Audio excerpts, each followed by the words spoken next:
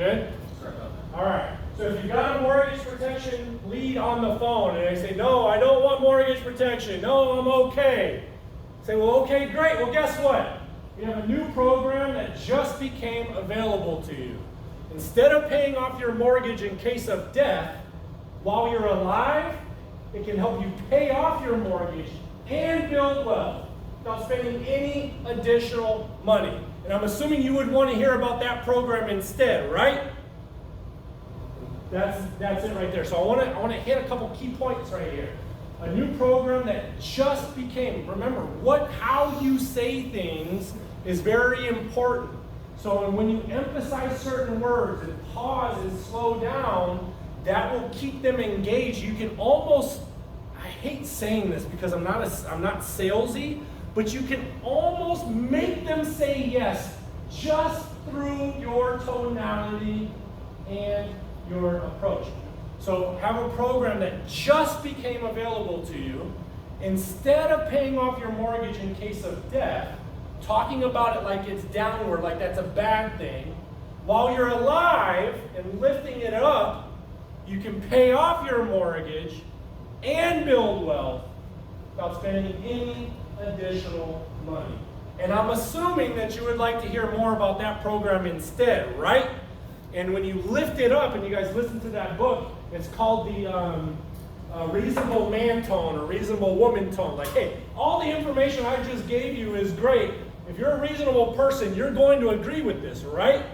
So instead of paying off your mortgage in case of death, while you're alive, will help you pay off your mortgage and build wealth without spending any additional money. And I'm assuming that you would like to hear more information on that program instead, right? They're like, oh yeah, absolutely. Okay, great. For the next appointment, I'll tell you exactly how it's going to work. Have all of your statements ready. Your mortgage statement, credit card statements will educate you on how the plan works. What you do with the information is totally up to you. How about we meet tomorrow? I've got some time available. And try and set up that appointment within 24 to 48 hours. That's amazing. All right? That's amazing. That sound good? Yeah. Perfect. So if this was a virtual setting, right, this is what would be up on this is what would be up on the screen, and say, all right, Jeff, I'm sure you're curious, how's this going to work? How am I going to pay off all your debt and build wealth without spending any additional money, right? Yeah, I'm curious. All right, very good. Well, first off, let me tell you what this is not. This is not debt consolidation where we're going to negotiate your balances with your lenders and hurt your credit score. Actually, what we're going to do is we're going to educate you on the most efficient way to pay down your debts yourself, which in return is going to increase your credit score.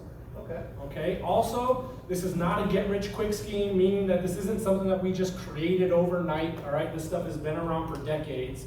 And this is not a multi-level marketing system. We're going to ask you to fill a room, make a bunch of sales, and we're going to pay off your debts that way. Okay? And also, lastly, this is not a sales pitch, meaning at the end of this, Jeff, I'm not going to ask you to buy some expensive software, pay $3,000 or $5,000, and then you're off on your own, just kind of doing it on yourself. Okay? All we're doing is taking concepts that have been around for decades and bringing them to the 21st century with our amazing exclusive software that we have. Does that make sense? Yeah, makes sense. Okay, perfect. So the first concept that we go over, and if you notice in that first part, I used his name a couple times, right? It's another great sales strategy. Everybody's favorite first word or favorite word is their first name, right? It keeps them engaged. If they're not paying attention by saying their first name, that wakes them up and says, okay, I better pay attention here, right? So using their first name is very important. So some of the concepts that we use that have been around, one of them is called the debt snowball. Have you ever heard about that? Maybe a little bit. And again, I'm asking a question to keep them engaged. This isn't a check for understanding. This is really just to keep them engaged with back and forth. Okay, so the debt snowball strategy is one where it teaches us if you're making a $20 overpayment on one credit card, a $20 overpayment, and you follow my mouse. I'm doing this on the screen also. Sorry, not like that. I'm doing this on the screen if I'm doing a virtual appointment so that they're following along. $20 overpayment on another credit card and maybe a $60 overpayment on your car. Well, instead of making those individual overpayments to those lenders, what the snowball teaches you is to take that $100, lump it all into one, and attack the smallest debt first. Okay, and then once that Chase credit card is paid off, how long would it take for that Chase to be paid off in this scenario, Jeff? 2.5 months? 2.5 months, right? Yeah. So in 2.5 months, you were making that minimum payment to the Chase credit card, so it's no additional money. But once that's paid off, the snowball says, okay, you're gonna take that minimum payment from Chase, add it to the $100, and then attack the Citibank card. Once the Citibank card is paid off, then you're gonna take that minimum payment that you're already used to paying to Citibank, you're gonna add that on top of the $100 in the Chase minimum, then you're gonna tax the next one, and so forth and so on. Does that make sense? That makes sense, yeah. Now, what was great about this program is that people saw success in a rather short period of time, but the problem with it is that in today's market, that might not be the best strategy for you because of high interest rate cards, promotional periods, and 0% loans. So we've taken the great things about Debt Snowball, brought it to today's market, and made it even better. Does that make sense? Makes sense, yeah. All right, perfect. Again, does that make sense? Qualifying, make sure permission to advance, moving forward. So there's also, besides Snowball, there's another debt payoff strategy called Debt Avalanche. Have you ever heard of that one? I've never heard of that one. Again, questions, keeping it engaging. Says the same thing. Instead of making those individual overpayments, you're going to lump it into one. But instead of making the smallest balance first, what you're going to do is you're going to attack the highest interest rate first. So in this scenario, it would be the MasterCard at 26% interest. And the thought process there was that by attacking the highest interest rate first, that you would actually be able to save more money in interest. But there's not one good program for everybody, Jeff. Everybody's scenario is different based off of your balances and your interest rates. Yeah. So we really just need to break down your specific debts and find out which strategy makes the most sense for you. Does that make sense? Yeah. Perfect. Now, if you kind of compare the two so you can really understand, right? We're looking at Snowball, we're looking at Avalanche. In Snowball, Chase is paid off when? Looks like it's first. Again, engaging, I'm having him interact, I'm not telling him. Okay, now when is the Chase card paid off in the Avalanche method? Looks like it's not until 4th. And why is it fourth? Because it's got the 4th highest interest rate. Fourth lowest Or interest lowest rate, interest rate. right? Okay, and Citibank is paid off second in Snowball. Why is it paid off second in Snowball? Because it's got the second lowest balance. Second lowest balance, very good. And when is it paid off in Debt Avalanche? Oh, third. Third. And why is it paid off third in Avalanche? Okay, it's got the 3rd lowest The interest third rate. lowest interest rate, right? So you see the difference. You got Debt Snowball, which is the lowest balance. You get Debt Avalanche, which is highest interest rate. So which one works for me? We don't know yet. So after I educate you on these other concepts that we're using, we're actually going to get into your financial information. I asked you to be prepared with those statements. We're going to break all that stuff down, and I'm going to show you a report on the second appointment. It's going to show you exactly when you're going to pay off your debts, which method works best for you, and I know you're going to be excited about what you see. Okay? Sounds good. So those are the strategies to pay down debt that we use, but there's also the financial strategy of infinite banking concept. Have you ever heard of that one? Absolutely not. So infinite banking has been around for decades, and what it does is it teaches us how to use a specialized, participating whole life insurance policy where you get to borrow money from yourself and pay yourself back, and then borrow money from yourself and pay yourself back. This way you didn't have to pay all those ridiculous interest rates that the banks are charging you to borrow your own money. It was revolutionary. The problem with this concept, Jeff, is that you had to read a book that was 191 pages long. And even the most savvy financial professionals have a hard time putting it to use. Okay. I don't know about you, but do you want to read a 191 page book and not know how to use it? No. All right. So what we've done is with our software, we've created a very simple, easy to follow system that shows you how you're going to pay off all your debt faster than you ever imagined while creating your own banking concept in the process. Okay. How's that sound? Sounds good. I don't know how it works, but it sounds good. All right, well, we're gonna go over that. Everything will be clear. We're Okay. just educating on how it's going, and you'll understand how it works right at the end of the second appointment for Okay, sure, cool. okay? So our software also breaks down amortization. Okay. Do you know what amortization is? Yeah, how much you pay in interest versus how much to debt. Yeah, perfect. You just bought a new house, didn't you? Yes, I did. Yeah, so when you bought your new house, you were required to look at your truth in lending statement. And my tonality is kind of like a little, I don't know, cheeky a little bit. Yeah, you were required to look at that truth in lending statement. Did you look at that, or you just sign it and I just everything? signed. Yeah, so in that truth in lending statement, you should look at it because what it did, it broke down how much you were scheduled to pay in interest versus principal over the life of your loan. I think you did a 30-year loan, you told me, right? 30 years. So it's amazing to see how much money is actually going to interest rather than principal. And depending on your interest rate, it's going to take you 10 to 17 years at that break-even point. And I use even on Zoom, I'm using my body language and I'm using gesticulation in my hand movement just to keep them engaged, because they might not be listening, but then they're following along with my movements, right?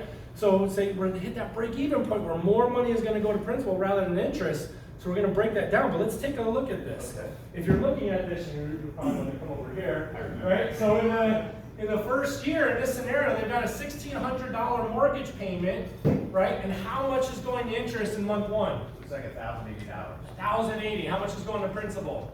Only $530. Only $530. So only a third of your money is really going to principal. Now let's fast forward 1 year, February 2020. How much money is going to interest rather than principal at this point? $1,060. So what's the difference there in 1 year? $20. A $20 difference, Jeff.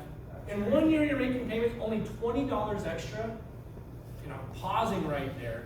$20 extra is actually going to pay down your principal balance more after 1 year. And I'm drawing it down because I'm acting like I'm concerned, because they should be concerned. Is this a problem? Who's making money here? Right? And I'm going to say it. Who's making money here, Jeff? It doesn't look like I am. It looks like the banks The are. banks are, right? Yeah. So we're gonna show you how to have how to break down all of these amortizations, when to pay off all your debts, just redirecting your inefficient dollars so you can get out of debt and get into financial freedom for yourself. Okay. Does that make sense? Yeah, well, yeah. Great, so the next steps are, I need you to go grab all your statements, I'm gonna start filling this stuff out, and then I'm gonna start going through the financial information form. So that's it, it's really 10 minutes of talking about what it's not and what it is, and getting it, how long was that? 9 minutes. 9 minutes? And I actually added a little bit more commentary and color there, talking about questions and body language and tonality, but that's really it, and you're not gonna have a ton of questions right there. That right there gives them enough information on what the concept is, and it's a takeaway when people say, well, how is it gonna work for me? I don't know yet. I need to have your financial information so we can break down amortization. We can see snowball or avalanche of which works better, so we don't get a lot of objections with getting the financial information, because we just shared with them how the program works and that we need their information to break that down, okay? So what we want to do is we want to break up into groups of 3. So what you're going to see here is everybody has... They ain't gonna get paid off in 30 years. Right. Really? Now, let's just come down here, a year later, there's only $20 difference. So let me ask you a question. With our solution software, we find out if the snowball, avalanche, or infinite banking program is the best for you, and you're not spending any more money. Does that make sense to you to take a look at? Absolutely. Okay. All right, everybody give them a big round of applause. From one appointment to the next, and I just play whatever comes out in my head. I'll be voted up here in a minute. One appointment is one way with one customer. Yeah. I'll share my first one I ever wrote, if it's okay. Yeah. 74-year-old Vietnam veteran, 2 Purple Hearts, uninsurable, with a mortgage lead for a $300,000 mortgage. And I wrote him a $30,000 guaranteed issue life, because that would cover his payments for 90 days, so his granddaughter and great-granddaughter wouldn't have to move out for 90 days. And then I threw a $500,000 accident policy in there. Okay? Somebody that age is gonna fall, because he still rides 4-wheelers with his kids.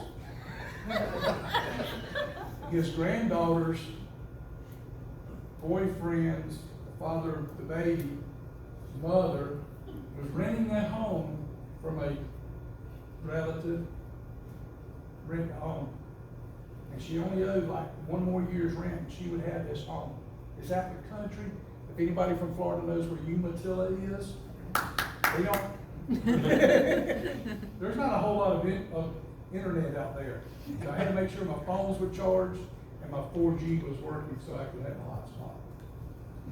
He was literally going to take and invest into because he's 74, an immediate annuity and make $10,000 premium payments on his 7-pay $10,000 annual premium on his granddaughter. Because remember, with your family bank, we didn't have to insure the person in the cell bank. And how I got that appointment with him was, I said, hey, Mr. Don, this is Brett. I've got a new program and I'd just like to practice on you. I like it. And that's how I got my appointment. I hadn't seen him in 4 or 5 months. Because when I'm out in that part of the country, it's a country. 3.5 acre yard, 3,300 square foot home with a pool and a lake as big as this hotel, right in his backyard. And I got ready to write him up. Like I said, the boyfriend's family lost their home, and he took $60,000 of his investment and bought them a trailer and put it in the back of the lawn. That was one of those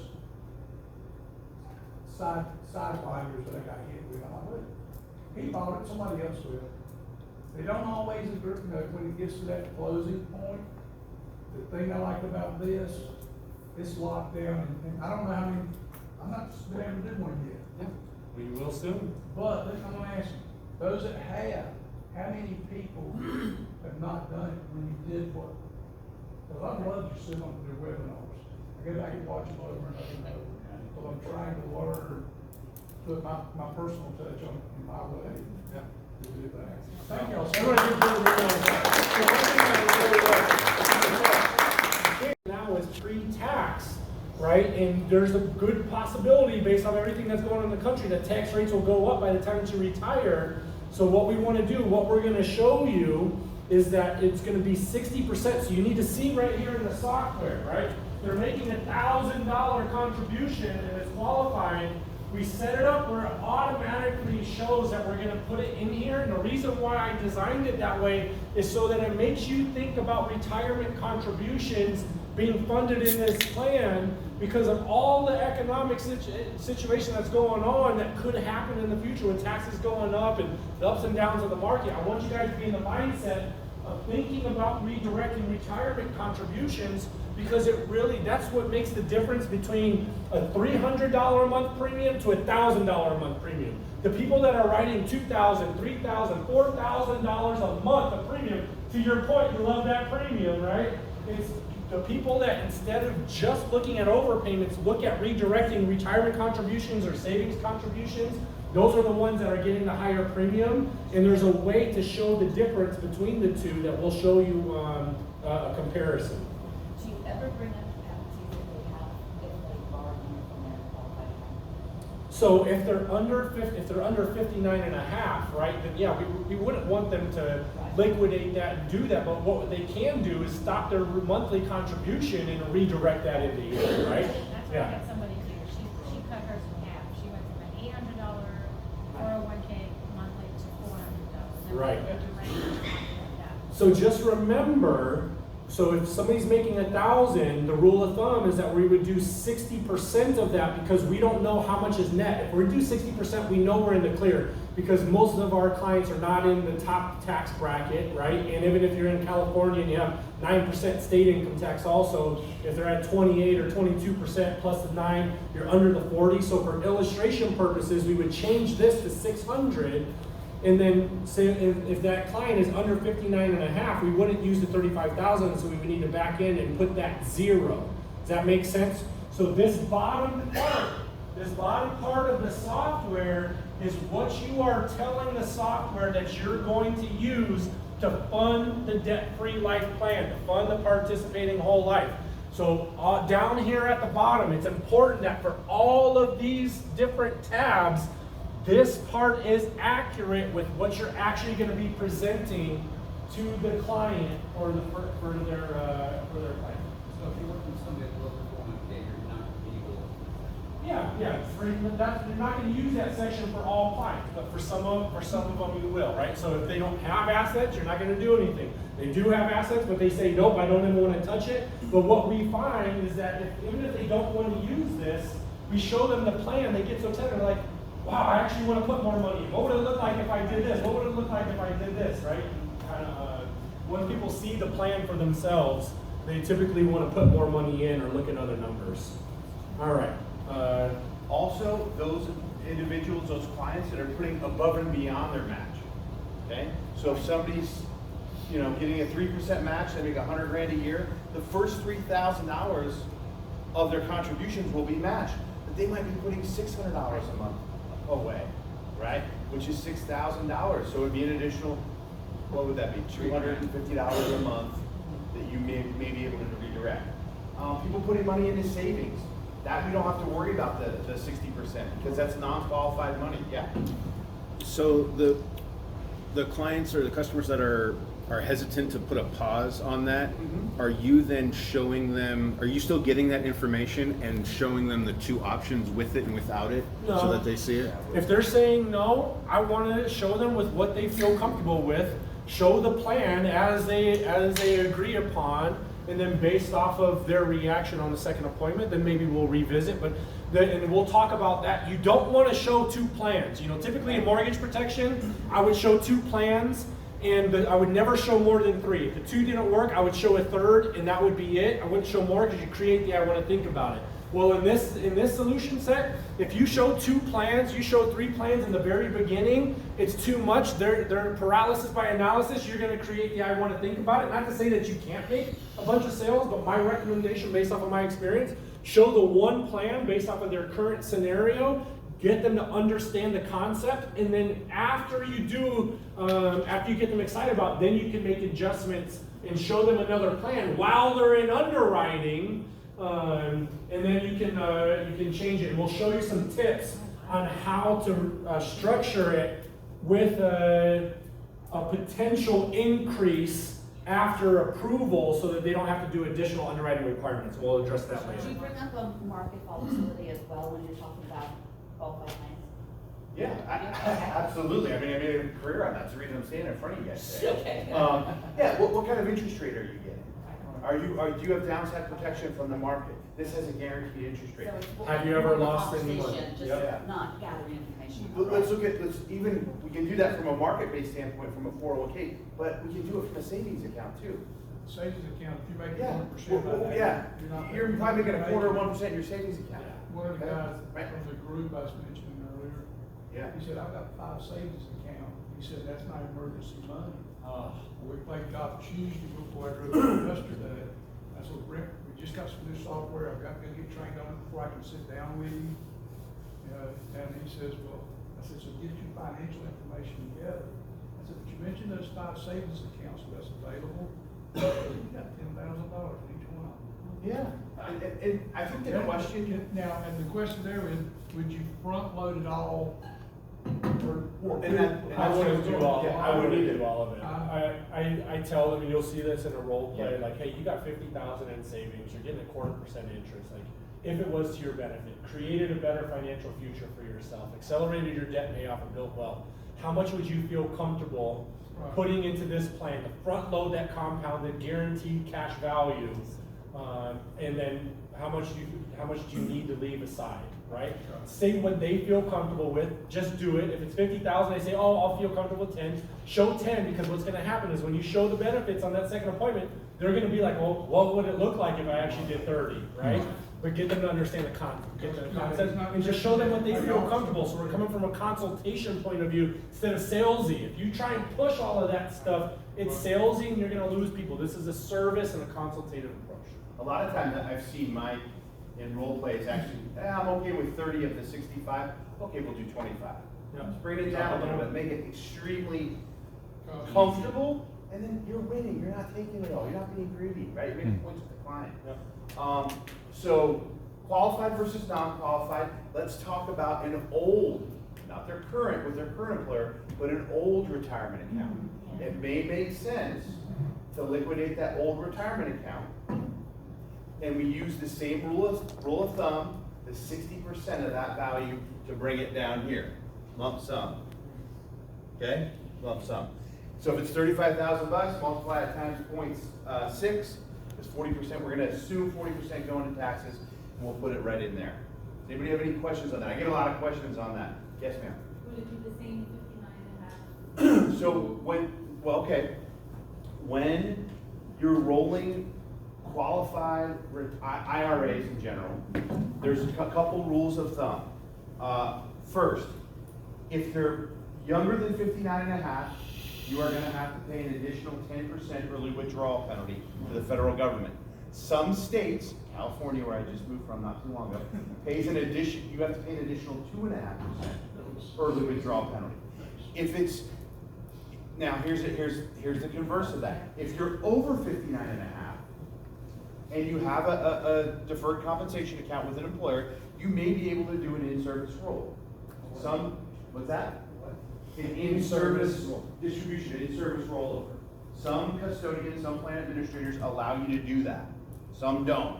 Okay, so you have to find out if they allow you to do it or not. Did you do a Okay? three-way with them on that? I do a three-way with them on that. Yeah, that is, if you can do that, you get so much credibility knowing what questions to ask, representing the client, they love you because nobody's ever done it before. Okay? So there are some times when it makes sense to liquidate those accounts. There are some rules on it. But before doing that, what do you need to do?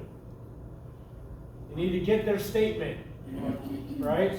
Get their statement, and then me and Jeff can help you guys out if you don't understand. Like, I would always get their mortgage, their credit cards, their debt, and their retirement statement so that I can take a look at it and make sure that we're advising them on the right thing to do. How would you do the rollover? I'm confused by that because you're So moving you're it not- into yeah. an asset that's not a It's qualified. 1035 instead, yeah. You'd have to pay taxes. You still So pay you, taxes. it would be a liquefying event, Oh. so you would have to pay taxes, you'd have to pay penalties. Yeah, you would have to do that, yeah. Oh. The CARES It's not an Act, even in-service with the- rollover. So it's really not a rollover. It's not. It's really not a rollover. And it's not a 1035 instead. No, 1035 is insurance Like- product, like- insurance. Like a product. I- Insurance product for Even with the insurance. CARES Act that they have right The now. CARES Act's tricky, I like doing that, What is but the CARES Act? it's a tricky animal because there's a lot of regulation and stipulation based on Oh. borrowing and, Right, and right, Okay. I Stay away. I wouldn't touch that with a 10-foot pole. Okay, all right. So real quick, just because lunch is in the back there, if you guys go through these doors and pick up, you guys have your boxes in there.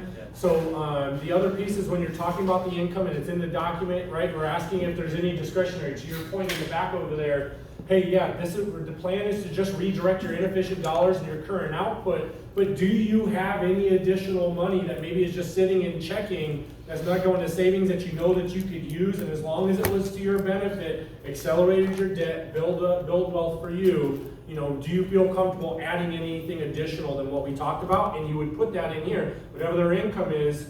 Let's say their income was $12,000 a month, and they said, yeah, I can put an extra 500. You're gonna put that right there, and it's gonna show up as income when we're talking about that, where the money's coming from. And then you're just going in through the insurance stuff. The last point I wanna make just about insurance. So you need to be very, very careful about replacing policies, you guys. Sometimes it makes sense, but you could really be doing a detriment to the clients because what it does is it resets their contestability, Yeah. right? Remember insurance policies for the first 2 years, there's a contestability clause and the insurance carriers will try and find a way to not pay that out. So if they're past their 2-year contestability period, let's say they have a term policy, and we know that we're gonna give them more death benefit, it's gonna last longer, and it's a whole life insurance policy, it's very important to let them know, if we use this premium, and it does give you more death benefit, it does last longer for your entire life, and it puts you in a better position, it is going to reset your contestability, meaning that if you misrepresent your health to me, and you do not answer these questions true and correct to the best of your knowledge and ability, and you die within the next 2 years of getting this plan, they will try and find a way not to pay it. So if we do use this premium, it's important that you answer these health questions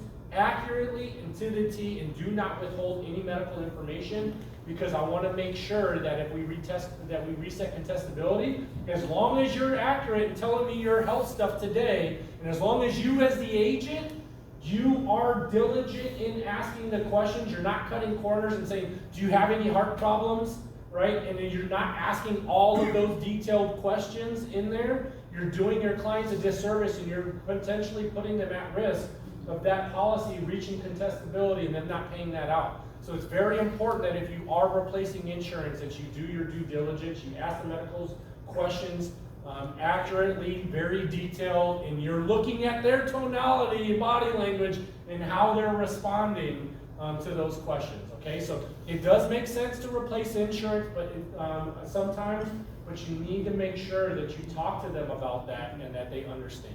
On that same token, what if they say, okay, let's replace my mortgage insurance?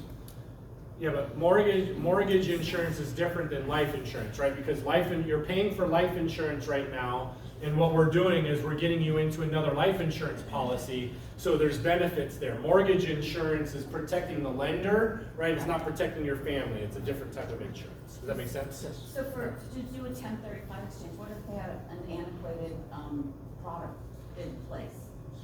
Yeah, so if they have money, you just put in the cash value, you would drop that down. Again, just talking about, hey, we're replacing, so it's starting your contestability, so I need to make sure that you're being accurate and honest with the medical questions. And as long as you feel good, then we don't need to worry about contestability, because I'm gonna do my job right, and you're gonna answer the questions accurately.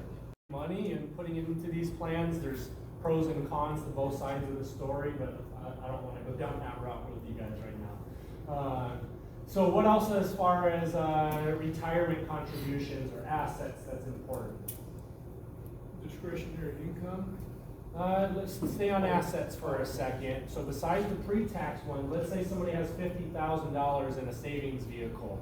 What would be some important things to talk about there? In a savings vehicle? How much? Like a regular savings, like a Not an regular, IRA or? no, just a regular savings account. Maybe how much do you feel interest are comfortable, you paying? Money market? How much interest are you getting, and how much would you feel comfortable, with looking at this Okay, plan yeah. to front load the cash value, that guaranteed compounding interest to accelerate that debt payoff, right? So in asking them what's comfortable, yep. And if someone has stocks, Uh-huh. what would be the criteria? Would you suggest that they sell the stocks and put that money? Yeah, so, that's a conversation we have with them and their level of comfortability, hey, based off of these stocks, how do you feel about it being at risk of the market, right? Does that concern you? Do you want a portion of that to be safeguarded and protected and help you set up, your own banking process, accelerate your debt payoff? And how much would you feel comfortable with just looking at the numbers to see what it would do for you, and leave it up to them, I always just do it like what they feel comfortable with, because then I'm using their information. It's not salesy, it's consultative, and then when they see the numbers, then a lot of times they're like, well, what would it look like if I did all of that, right? And the stocks are good for a lot of people. When you got somebody who's about to retire within the next couple years and it being all at risk of the market, there's some concern there for me, right? And those would be some conversations that I would have. And there's all kinds of graphs that you can pull up online that shows in 2000, we had a 51% decline in the market from 2000 to 2002. In 2008, we had a 38% decline in the market. What if that happened to you right before you wanted to retire? What type of impact would that make on your retirement, right? Would you feel comfortable looking at a portion of that going in here that's going to be safeguarded, protected? Doesn't matter if the market goes up, down, or sideways, that'll be protected and help accelerate your debt payoff and well. I have a question about that argument, when you say to someone like, what if we get lucky and right when we go back to a higher, the market takes a big dip, right? Uh-huh. And then if you look at the history, like how it starts to come back, right? Cyclical, yeah. Right, so, if someone, is savvy, doesn't it stand to reason that, okay, they're suffering a little bit of a dip as they're slowly, accessing the 401k money in their retirement, but the rest of that 401k money is gonna come back, based on, the history of like. If they have enough time though, right? Because if you look at all of the graphs, the people that tried to retire right before 2000, the market went down 51% from 2000 to 2002, it took them basically 9 years to hit that break-even point. And then the market went down again right after that, right? So it's all about risking the time. So do you have the amount of time? So if you got somebody who's in their 30s and 40s, yeah, they got time. Somebody who's in their 60s, that's a major gambling and some risk right there. And you don't make back what you lost. Right. You get back where you were at. That's right. Look, if you lose 50% of your retirement assets, it takes 100% gain to break even. Right. How long is it going to take that 100% for you to get that money back to break even? And how much time could you have had in that time frame to put it into a vehicle that doesn't have any potential to lose, and you're getting guaranteed compounding interest and dividends? Yeah, and historically, the market crash every 10 years. Every 7 to 10, and we haven't had one since 2008, so we're due. The people from 2008 are just getting back to where they were then. That's right. Wow. So we are definitely due. But who knows? We keep printing money left and right. The Fed's not making adjustments to these rates yet to kind of keep us going. Who knows what's going to happen? Nobody really knows at this point, right? Scary. You could put into this plan to accelerate your debt payoff and wealth building strategy. How much would you feel comfortable putting above what you've already told me? Is there any amount? Sometimes people will say, yeah, I can put an extra $100 in there. No, you know, I'm kind of comfortable with what we've talked about so far, but you definitely want to ask if they have any additional money, discretionary income that they could put in. Did you have something you want to say? Well, they're on insurance, and you talk about front loading. Uh-huh. Let's say they have a whole life policy they've had, I don't know, since they were a kid or whatever. They got some cash value there. Yeah. What would be wrong with taking out, I don't know, 20 grand or 10 grand on the cash value side? Yep. Not emptying it. Right. just a good So chunk not of it. replacing the policy, just taking the loan out. Absolutely. And then put that, you know, let's say they took 20 grand out. Put that debt into the system. Mhm. And that way you front load the DFL. The DFL will pay off the whole life loan, and now you're not replacing it. You're running parallel. Did you guys hear what he just said there?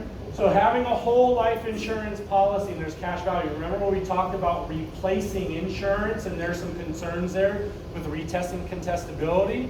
So he makes a very good point. Let's say somebody has $30,000 worth of cash value in there, and we're like, okay, well, instead of canceling that policy and replacing it and doing a 1035 exchange, taking all of that cash value from that policy into this policy and then resetting contestability, you basically take a loan from that policy for the $20,000, add that in under the consumer debt portion for the $20,000, so there's a plan to pay it off, plus you've got the $20,000 to front load to accelerate the cash value. The loan in the policy was gonna be, debt.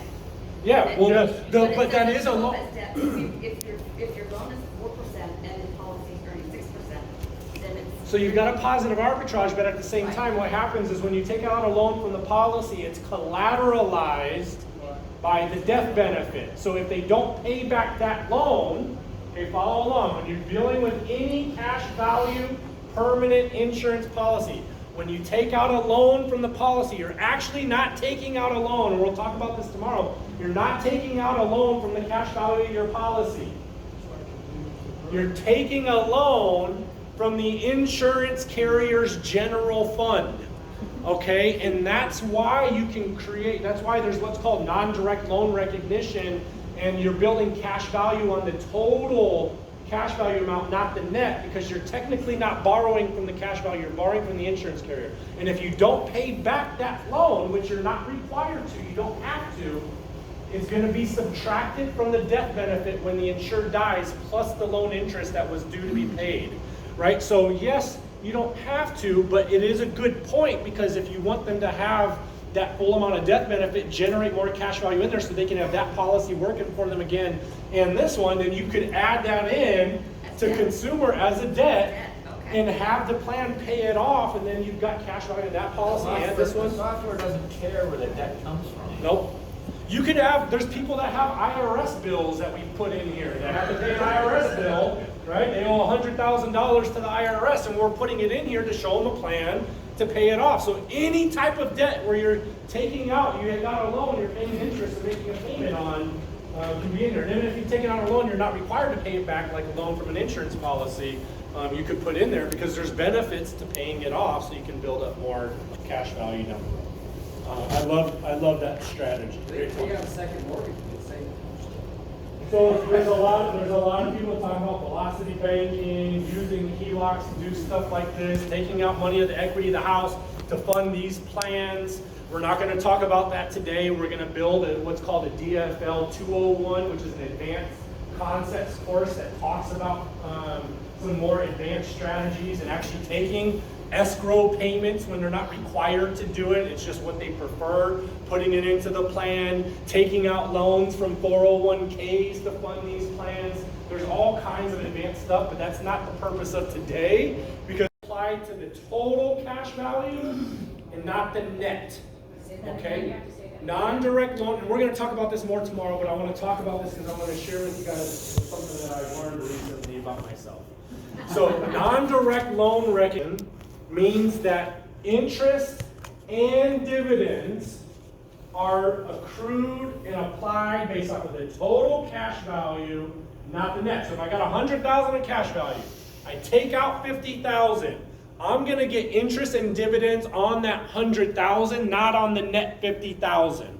This is how we create what's called a positive arbitrage, and you're actually gaining money when you're taking money out. But non-direct loan recognition, the key thing is that the dividends get applied on the total amount. So when I first learned this in 2019, I learned that Lafayette and Foresters both ran as a non-direct loan recognition company. I was like, well, why would I want to deal with any other company? Because if I'm getting total interest and dividends on the total amount and not just on the net amount, I only want to work with those carriers. And I heard that Mutual Trust Life did not perform that way.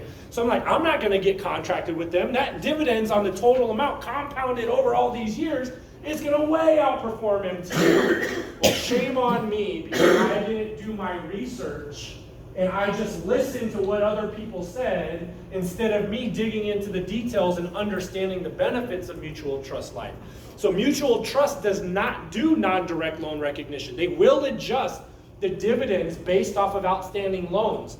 So essentially you will receive less dividends, less cash value from that one aspect. But the thing that MTL does that Lafayette and Foresters doesn't do is that they have monthly compounding interest instead of annual compounding interest, and they have a minimum death benefit requirement of $10,000 instead of 25 for Lafayette or 50 for Foresters. So the requirement on the minimum amount of death benefits so you can overfund the paid up additions can be greater in Mutual Trust. So even though they're not non-direct loan recognition, they're a great company, and that monthly compounding interest and the lower death benefit actually catches up the same, and in some scenarios can outperform. So because I just listened to other people and didn't do my research, I actually probably could have helped out some other families maybe a little bit better, right? So this is where it comes down. I dug into Lafayette and Foresters really well, spent hours and hours and hours with them, but I didn't do it with Mutual Trust. So since I'm still not contracted and appointed with them, I've never ran Mutual Trust, but there's a lot of people, I think Tom, you have, right? Tom, Wayne, Scott Forehand, every carrier has a place.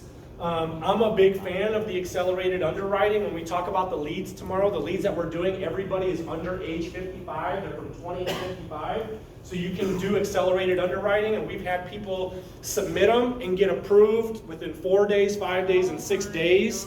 So instead of taking a 22 to a 27 day average processing time and underwriting time, it's down to under a week when you do accelerated underwriting. Foresters and Lafayette both do it. Yes, sir. Wow. We're done. Mine was done in 5 days also. If you have a client and maybe they're not healthy enough to qualify, would you ever recommend using their children? Yes, so I've done that in the past. What's the question? So if you've got somebody, and we're going to talk about that a little bit more tomorrow with the target market and the age ranges and all that stuff. So because with Lafayette, with MTL, you can only fund paid up additions until age 75, right? When the paid up additions, and we'll talk about this tomorrow, that's what really accelerates this compounding interest and the cash value growth. So since you can only fund it until 75, people that are over 70 years old, it might not make sense. So we would insure, a kid who's maybe in the 40s and 50s and have the parent be the owner. Well, Lafayette declined 3 of those with us. We submitted it to Foresters and they approved it, no problem. But now there are some issues because depending on the kid's income and all of that, there's going to be some ranges of how much you can get approved for the death benefit side. So always do a risk assessment with the carrier and find out what the requirements would be. So just to be clear, it's the PUA rider expires at age 75 or 70 or 75 with the 75 or 80. 75 with MTL and Lafayette, 80 with Foresters. And that's one of the reasons why I like Foresters. Okay, gotcha. Yep. Okay, that Yep. makes sense. But there just has to be insurable interest if you're the owner. There is. Now, one thing that we are working on is we are actually actively working, me and Jeff have been working with a company, and we're looking to build a proprietary instant decision DFL product, and we believe that we can have it built by the end of this year and no later than first quarter next year. Instant Go ahead and sound me off with Action. action. All right. All right, Jeff, I'm sure you're curious, how is this going to work? How am I going to pay off my debt, or how are we going to pay off your debt and build wealth without spending any additional money, right? I know. We're going to pay off your debt and build wealth without spending any additional money, right? So first off, let me tell you what this is not. Okay, this is not debt consolidation. We're not going to negotiate your balances with your lenders and hurt your credit score. Actually, what we're going to do is we're going to show you the most efficient way to pay down your debt yourself, which in return is going to increase your credit score. Okay. Also, this is not a get-rich-quick scheme. This is not something that we just created overnight and something that's going to be gone tomorrow. Okay. Yeah. Also, it's not an MLM system. We're not going to ask you to fill a room, make a bunch of sales, and pay off your debts that way. You don't have to get everybody into a room and harass all your friends and family. Okay. Also, this is not a sales pitch, meaning that I'm not here to sell you anything. I'm not here to sell you our software and leave this on your own and tell you you're going to have a $3,000 or $5,000 bill and you're off on your own just doing it yourself. All right, okay? Cool. So get that stuff out of your head. That's not what it is. Does that make sense? That makes sense, yeah. Perfect. So the concepts that we are using, been around for decades. One of them is called the debt snowball. Have you ever heard of that? Yeah, I think it sounds somewhat familiar. Yeah, so debt snowball financial strategy, been around for decades, and what it teaches you is that you pay off your smallest balances first with your debts, okay? So in this scenario, if you're following along on the screen, obviously this would be virtually, let's say you're making a $20 overpayment to one credit card, a $20 overpayment to another, maybe you're making a $60 overpayment to your auto vehicle, right? So instead of making those individual overpayments to those debts, what you're gonna do is you're gonna take all of that, you're gonna make your minimum payments to those debts, take those overpayments, lump it all into one, that $100, right? And then you're gonna pay off your smallest balance first. And in this scenario, this Chase credit card is the first one at $256, right? So basically with that $100, how long would it take for that Chase credit card to be paid off? 2.5, 3 months? 2.5, 3 months, right? So now once that debt is paid off, since you're already used to making that minimum payment, well, instead of paying it to the debt, you're gonna add it to that $100, and then you're gonna pay off the Citibank card because it's the next smallest balance. Okay, so that next one, 1,026, you pay that one off, and you're gonna take that minimum payment along with the previous to pay off which card? Freedom card. The Freedom card, and so forth and so on, right? And it was great because people saw success in a rather short period of time. Yeah. But in today's market, Jeff, because of high interest rate cards, 0% loans, and promotional periods, it might not be the most efficient strategy for you, okay? So we've taken the great things about the debt snowball and brought it to today's market and made it better. Okay? Another strategy to pay down debt is called the debt avalanche. Have you ever heard of that? Yeah. Okay, so debt avalanche is a little newer concept. It's still been around for a while. It says all the same things about lumping that $100, but instead of doing the smallest balance first, what we're going to do is we would pay off the highest interest rate first. That makes sense. Okay, and the reason why people thought that was good, Jeff, was because then they thought that, well, if I'm paying off the highest interest rate first, then maybe I'm going to save more money in interest, right? But there's no cookie cutter program, Jeff, that works best for everybody, so we need to break down all of your debts and find out which strategy is going to be best for you. Okay, so let's compare the snowball and the avalanche. Okay, so if we're looking at this, in the snowball, which debt was paid off first? The Chase card. Chase card, right? For how much? 256. 256. Now in the debt avalanche, when is the Chase card paid off? Avalanche looks like it's fourth down the list. Fourth down the list. And why is it fourth on the list? Because it has the fourth highest interest rate. Fourth Or lowest lowest interest interest rate, right? Yeah. So, okay, very good. Now the Citibank is paid off second in the snowball. Why is it paid off second in snowball? Second lowest balance. Second lowest balance, right? Now when is it paid off in avalanche? Looks like it's third. Okay. Third. And why is it third? Because it's got two more interest rates higher than that.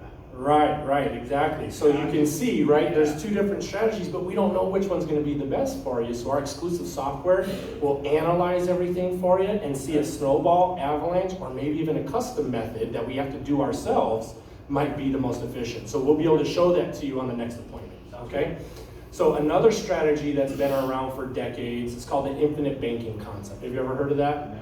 Yeah, most people have it, but again, this is something that's literally been around for 100 years, And what it does is it teaches us how to use a specialized, participating whole life insurance policy where we can borrow money from ourselves and pay ourselves back. And borrow money from ourselves, pay ourselves back. So we didn't have to pay all the ridiculous interest rates that the banks are charging us to borrow our own money, or our own money, right? Sure, yeah. So it was revolutionary. The problem with that concept, Jeff, is that you had to read a book that was 191 pages long, and even the most savvy financial professionals had a hard time putting it into use. You want to read a 191 page book? Yeah, most people don't. I didn't even want to do it, and it was hard to understand. So what we've done is, with our exclusive software, we've created a very simple, easy to follow system that shows you exactly how you can pay off all your debt faster than you ever imagined and create your own bank in the process. Sounds amazing, right? Sounds great. Nice. Now, our exclusive software also breaks down amortization schedules. Are you familiar with what amortization is? Yeah, I have an idea where you pay off your interest first and then gradually you build more of your principal. Right. So you just bought a home, I did right? just buy a home. Did you look at your truth in lending statement? I did not. You did not. You were just signing along, right? I was. And you said, oh, I'll look at it later, right? So here's what the amortization, that truth in lending statement breaks down. It shows you how much interest you're scheduled to pay over the length of the loan. And based off of a 30-year home loan, it's going to take people on average 10 to 17 years at that break-even point where more money is going to interest rather than principal. That's great. Yeah, so if we take a look at this example, right, we got a $1,600 mortgage payment right here. So in the first month of this mortgage payment, how much money is going to interest? I think it's $1,060. $1,080. Yeah. Yep. And how much is going to principal? $530. $530, right? So a third of your money in the beginning is going to principal. The rest is all going to interest. So let's fast forward 1 year. We're looking here, February 2020. How much money is going to interest here? That's $1,060. $1,060. Like $20 difference. What do you think about that? It's kind of tough to swallow. Yeah, so after a year, only a $20 difference is going to pay down your mortgage and your principal balance. Who's making money here? Not me. Wouldn't it be nice to be your own bank and not have to pay all that How interest? does that work? I'm going to show you how that works. So the next steps are, Jeff, and that's a great segue. Thanks for setting me up, buddy. So you're going to grab your financial analysis. So I told you to be prepared with your mortgage statement, credit card statements, auto statements, and everything. So what we're going to do is we're going to gather all of your information. I'm going to run your customized report. It's going to take me a day or so. We'll meet in 2 days, and I'm going to show you your customized debt-free life plan. It's going to show you exactly how you're going to be debt-free to the date for each debt, how much wealth you're going to have. Now you're never going to have to pay interest to a bank again after that. All right, so let me get going here. I'm going to get this thing set up. Go ahead and grab your statements. All right, sounds like you already have them ready, so you're ahead of me, buddy. I like that. So I'm just going to go into our software here. I'm going to start filling out this information. So your name is Mr. Hefe Sigworth. All right. Yeah. What's a good email for you, Jeff? Jeff.sigworth@quility.com. Oh, Quility. It sounds like a nice company. It is pretty nice. Ah, I like it. Very good. And what's a good phone number for you, Jeff? 916-517-6514. Perfect. And what is your date of birth? 6/4/1976.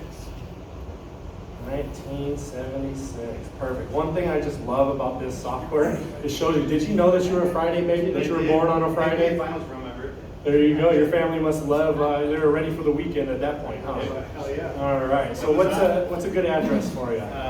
7311 Hera Way, Hera. Citrus Heights, California. Using my older address, you guys can't stalk me. And what's the zip code? 95621. Perfect. And I know you're single, right? Single. Perfect. Thank you. All right. So what we're going to do now is we're going to start off with your mortgage information, okay? And this is your primary residence. And who is the loan with? It is with Prime Lending. Perfect. And how much is the principal balance? About $540,000. You said about $540,000. So in order for this plan to work and have your customized report, I need your exact numbers. I know you had it ready. Okay. Do you have mobile banking? I do. Okay, so go ahead and log in. You have Prime Lending. Log into Prime Lending, and let's pull up that most recent statement. Let's get an accurate balance on there. What is that number? $538,216.43. Perfect. That's more like it. Now that we've got this number, you're going to know exactly to the day, and that's why it's so important to have accurate information. So thank you for that. And what is your interest rate that shows on the statement? 2.76. 2.76. Man, that's a great rate. You're not going to want to refinance that one, buddy. All right. And what is just your principal and interest statement? So when you go into that loan or that statement, it's going to say principal payment, interest payment, or maybe it says principal and interest payment. Yeah. If you have an escrow account, do not include that because that doesn't have anything to do with paying down the debt. So what is the principal and interest payment only? $2,391.88. $2,391.88. $91.88. Okay, perfect. Now it's showing here that you have roughly around 317 months remaining, so just under 30 years. So I'm really bad at math. Let me get my calculator out. How much is that going to be? 317 divided by 12. So we're looking at 26 years. Does that sound like that's right? Okay, perfect. Now, your payments above and beyond your principal and interest and your escrow, are you making any additional payments to pay down the principal faster? We pay an extra $200 a month. $200 a month? Okay, and how do you make that $200 a month overpayment? Do you send a check? Is it auto pay? Online banking. It's online banking? Yeah. So do you manually do that every month, or is it auto payment? Set up on auto pay. It's auto payment, okay, because what this plan does is it shows you how to use your inefficient dollars and make it work more efficiently for you. So when I look at these overpayments, I want to make sure that it's consistent each and every month, because that's what I'm going to show you in your plan to fund this policy. So you would make your minimum payments and your escrow, and then that $200, what we would say is you're going to stop making that to prime lending, and you're going to do it to fund your plan to create your own bank. Okay, so what I need to know is that $200 consistent each and every month? You feel like no issues with paying that going forward? No. All right, and it's okay if you can. I want you to feel honest telling me, so if you need to drop that down to We've 100. been doing it for a while now. Okay. 6 months. All right, very good. So $200 you feel comfortable with? Yeah. Okay. What other mortgages do you have? No other mortgage. No other mortgage, no investment properties, no commercial property, Not nothing yet. like that? Not yet? Is that a goal of yours? Maybe. Okay, well, we'll show you how once you pay off your debt, how you can use your policy to buy another property for you. All right, so you can self-fund it and not have to pay all these ridiculous interest rates. All right, so no other mortgages, right? Very good. So let's talk about consumer debt. Consumer debt is everything that you have that could be an auto loan, a personal loan, Just home bought a truck. improvement loan. Just bought a truck, congratulations. What Yeah. kind of truck? Sierra 1500. Wow, I love those Sierras. Those are nice. I want one of those. Auto loans, personal loans, Yeah. student loans, credit cards, IRS bills, home improvement loans, anything that you borrowed money and you have to pay back. Let's start with the first one. What's your first card? First card is Chase Southwest card. Chase Southwest, very good. And that's a credit card? Yes, sir. Very good. And what is the principal balance? $1,941.21. Very good. Thank you for having accurate information, my friend. It's really going to help you out in your report in the long run. What is your interest rate? 19.99%. 19.99, perfect. And what is your minimum payment? $52.73. $52.73. And are you making any overpayments to that card? Yeah, we pay $150. You pay $150. Now, how do you make that $150? That overpayments is $97 of overpayment. So is that auto pay? Same as a house on auto payment. Okay. For a little bit. So you feel comfortable with that? It's consistent every month. If we took that 97, you started making the minimum payment, the 52 to the lender, and we took that 97 to fund. Okay, perfect. No issues with paying that going forward. Very good. All right, what's the next debt?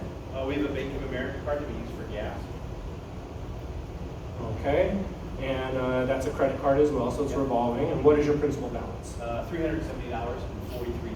$370? $370.43. What? And what is the interest It's rate? diesel, I get good gas mileage. What's that? And what is the interest rate? 24.99%. Very good. And what is your minimum payment? $19.11.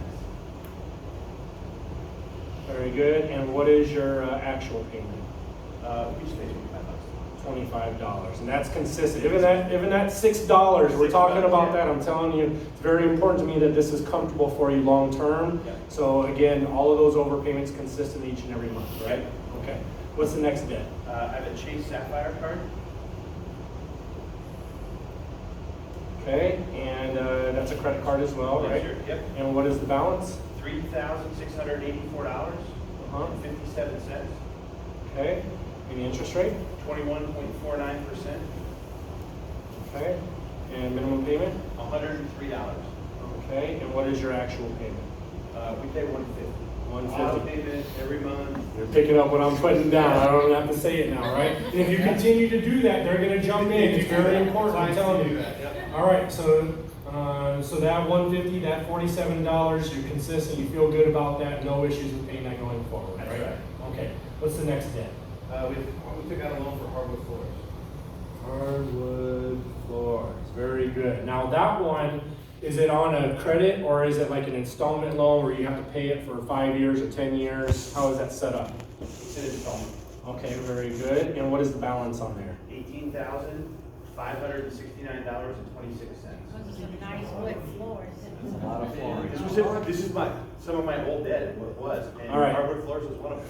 All right, and what is your interest rate, That's Jeff? 9.99%, Okay, and what is your minimum payment? $128.34. Okay, and are you making any overpayments to that No. one? No No. overpayments there, okay? Very good. And what's the next debt? Pickup truck. Pickup truck, all right. You said that was a Sierra, right? Yep. Okay, and that is an installment loan, and what is that balance? $48,555.82. 48,000. $555.82. Feeling you look this by now. Very good. Some of these are real, some are fake. You didn't put in enough. Yep, I did. 48,000,500. Five, You have five. to trade in onto the other one. I did, I got Very a good. trade in. All right, and what is the interest rate? 4.49%, 4.49%. Very good. And what is your minimum payment? $719. Okay, and what is your actual payment? We pay $719. 719, so no overpayments on there. Hey, one thing I'm noticing on this, Jeff, for those hardwood floors, how long are you saying that you had to pay that hardwood floors off for? How many years? I don't remember. Because based off of what you're telling me here, this $128 payment, $18,000 balance, 9.99, it shows that you're gonna be paying that for 1,000 months, and I'm having a hard time believing that it's gonna take you 1,000 months to pay off the Might hardwood have been floors. an intro rate, Okay, might have been an introduction rate. And then Okay. if we didn't pay it off in like about 5 years, and it went up to astronomical rate amounts. okay, so you have 0% for 5 years? Yeah. Okay, I think what we should do is, if you don't have your statement, then we should call the lender. Okay. All right, who's the loan with? It's with, Home Greater Depot. Nevada Credit. Greater Nevada. Yeah, Greater Nevada. And if they don't know and say, okay, well, I'm assuming you're doing auto pay, so pull up your bank statement. You don't need to show me the bank statement, but look and see who the lender is. And on the lender, on the line item on your bank statement, it'll have the contact information and your account number typically, or your account information and the phone number. So we're gonna call them. You're gonna verify your identity, allow me to ask questions on your behalf, and then I'll take it over. That sounds great. Okay, so we're gonna call them, ring, ring, hello, lending company. Hey, my name is Mike, we got a mutual client on the line with us. They're gonna verify their identity and then allow me to ask some questions on their behalf. They'll verify the identity and say, okay, all right, so I see he has a hardwood floors. I see the balance is $18,569, but I think there's some discrepancies in the payment. Can you tell me what the interest rate is? Interest rate is 9.99, okay. And are there any promotional periods? Yes, it's actually 0% for the next 2 years, and then after that, it's gonna balloon up and go up. Okay. Okay, and what is it gonna go up to? It's gonna go up to 20.99%. No, well, I'm telling you, because this number is off, so I know that this is off, and you guys can see this right here. There's no installment loan for 1,000 months. If you see that, that's a red flag, and you need to dig into that, right? So really, more than likely, what this is we've got a 0%, and we're gonna say, okay, well, this is for 2 years, it's to 2023, and it's to January of 2023. So you're gonna go January 2023, we're gonna say January 1st, and then that's it, you just exit out of this. But then what's gonna happen, that 128.34, it's just what he decided to pay, but really this number, based off of that, should really be closer to this if he's on a 4-year loan or it's blowing up, right? So you always want to make sure if it's showing 1,000, the only time that it's going to show 1,000 months remaining is if we're dealing with a deferred student loan. Student loans, you're going to see that a lot, but for installment loans, you're not going to, right? So you want to make sure that you get that detailed information. So this is actually what it should look like here. All right, so what's another debt you have, Jeff? I have a BMW. Okay, very good. And how much do you owe on the BMW? We only owe $8,844 And pennies? and 72 cents. All right, perfect. You were so accurate on the other ones. I want to make sure I wasn't missing anything with the zeros there. All right, what's your interest rate? 3.37%. 3.37, very good. And what's your minimum payment? 443.05. Okay, and what is your actual payment? We just fixed that, 443.05. Okay, perfect. Very good. What's the next debt? That's it. Do you want many votes? No, right? No other debts, no personal loans, other home improvement loans, solar, no other debt at all. That's it. Okay, no IRS bills. No. Trust me, the more debt you have, the better this plan actually works. So I want you to tell me everything that you got. No? We All got right. student loans, we paid those off. Perfect, very good. All right, so let's talk about investments. Jeff, sometimes it makes sense to pause some or all of your retirement contributions because by funding these policies and accelerating your debt payoff, it can actually create a more favorable retirement. What we're gonna do is do our due diligence. We'll educate you on the next appointment. What you do with the information is up to you. So let's just talk about what you have for retirement assets. Do you have a 401k? I have an old 457 account. An old 457? Okay, and that's with a previous employer, Yeah, right? used to be a correctional officer. All right, so you know with the old 457, if you guys don't know this, that's fine, you can work with us. But 457, because of your age, you're not gonna be able to do anything yet, right? But what is the balance?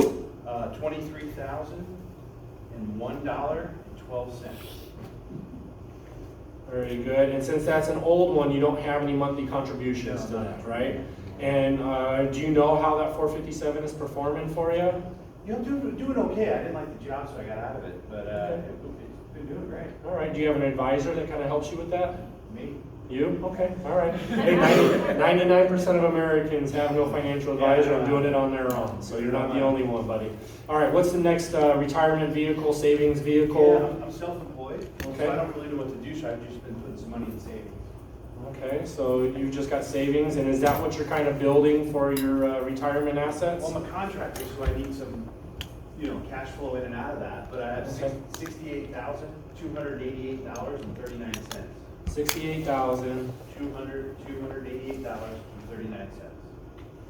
And how many cents? I'm sorry. 39. There you go. All right, and how much are you contributing to that each month? I put somewhere between 500 and 1,000. Somewhere between 500 and 1,000. So again, what I'm gonna look at, as long as it plays to your benefit, we're gonna look at redirecting some of this. So what would you say is consistent, like 500. 500? So I don't wanna overshoot it. So if you're comfortable with 500, you know that's good. Now, when we're looking, what other savings vehicles do you have? That's all I've got. No other savings vehicle, no stocks, brokerage accounts, other investments? Nope. Okay, perfect. Now, when we're looking at this, right, you've got $500 a month. As long as it was to your benefit, created a more favorable retirement for you, Sure. would you be open to seeing what that 500 would look like in this plan? Yeah. Okay. Yeah.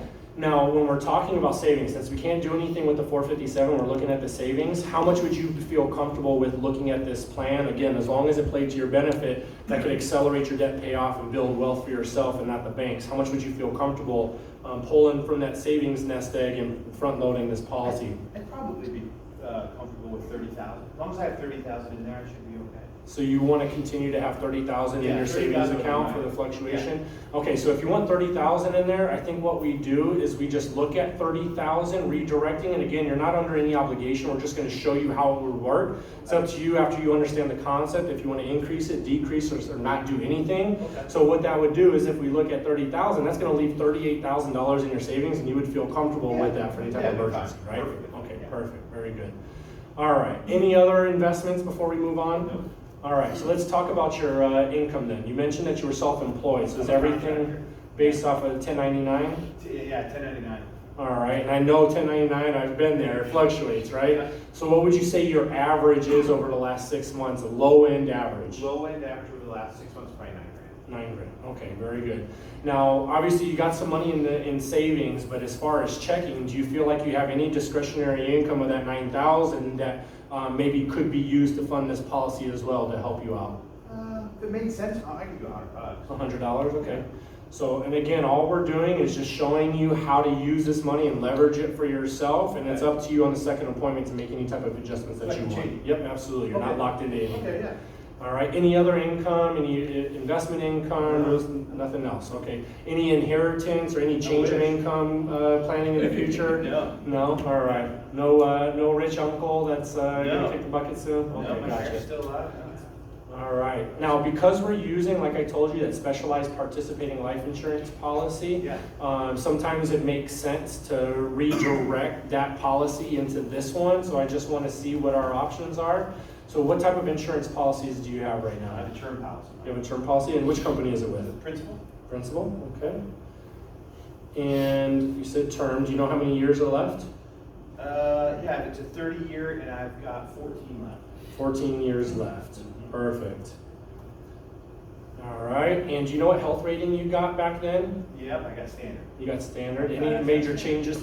Any major changes No. in your health since you got that? No. Okay, very good. The good thing about these policies, it really doesn't matter if you're preferred, standard. Oh, it doesn't? No, because Okay. what we're doing is we're structuring these to really maximize the cash value to create your own bank. So the death benefit is just an extra benefit, an added benefit to you.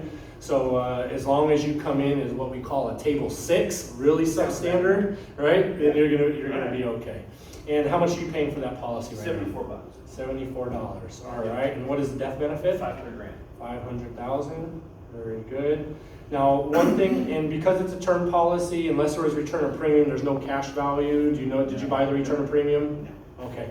So one thing to think about when we're looking at this insurance policy, I do know, because you've only got 14 years left, and this being whole life, that the policy would last longer. It's going to be there for your entire life, where this one, it runs out in 14 years. But the thing that's important is if we do use this $74 and you decide that you want to go that route, what that does is it resets contestability. Have you ever heard about contestability and what that means? No, I don't know.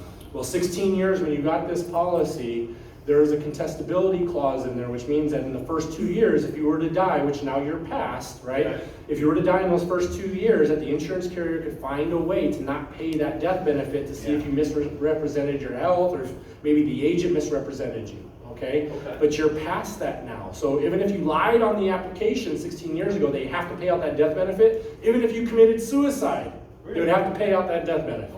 Okay? So now if we use this and we replace it, now you're resetting contestability, right? So what that means is if you decide that that's the route that you want to go, I need you to tell me with 100% confidence that you're going to answer my detailed questions as honest and accurate as possible, so that if heaven forbid you did die within the next 2 years, there's no issues with that money being paid out to your beneficiary. So you promise me that if we do go that route? 100%. Okay, very good. So anything else that I need to know about your financial situation as far as mortgage, consumer debt, investments, income, insurance, or other goals that you might have? No, pretty straightforward. No?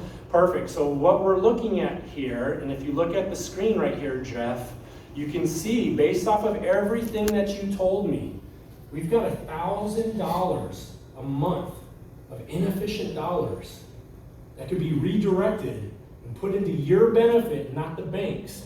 And it's going to create some amazing benefits for you. But what I need to know is that $1,000, based off of everything that you've seen and you told me, consistent, and you feel like that is comfortable each and every month? When I see it totaled up, it seems like a lot, but everything's accurate, I told you. Right? And it's coming from where? Where's the $74 coming from? My life insurance, Where's the $150 coming from? my debt, Your mortgage, 200 for my mortgage, yeah. your investments, 500 to savings, yep, and 100 just rolling around. extra income. So really, the only true additional money is that $100 more than what you're spending right now. Everything else is just redirecting. Okay, All yeah. right, so you feel good with that? Yeah, I want to see what it looks like, yeah. Perfect. So what we're gonna do now, I have all the information. I got a lot of work on my hands now to really break down everything. And what you can see is I'm gonna break down snowball, I'm gonna break down avalanche, I'm gonna look at some custom methods, find out what the most efficient way to pay down the debt. We save people on average $72,608 of scheduled interest per family on average. So I'm excited to see what your numbers look like, and I know you're gonna be happy with what we see. Sounds good, Mike. All right, so I need a day to work on this. I can meet with you in 2 days, and I'm assuming the same time works for you? Same time works great. All right, perfect. So I'm gonna do my work, I'm gonna do my due diligence, I'll show you how the plan works, and what you do with it after that is up to you, but I know you'll be happy with what you see. Okay, sounds All right, good. sounds good? Thanks. All right, have a good one, See ya. bye-bye. And that's it. How long was that? It was, Balances on your phone or on the computer. Raise your hand if you know how to check your balances on the computer or on the phone. Yes, yes, yes, yes, yes, yes, yes. Who does not? Who does not know how to check their balances on the computer or on their phone? So 1 out of 34.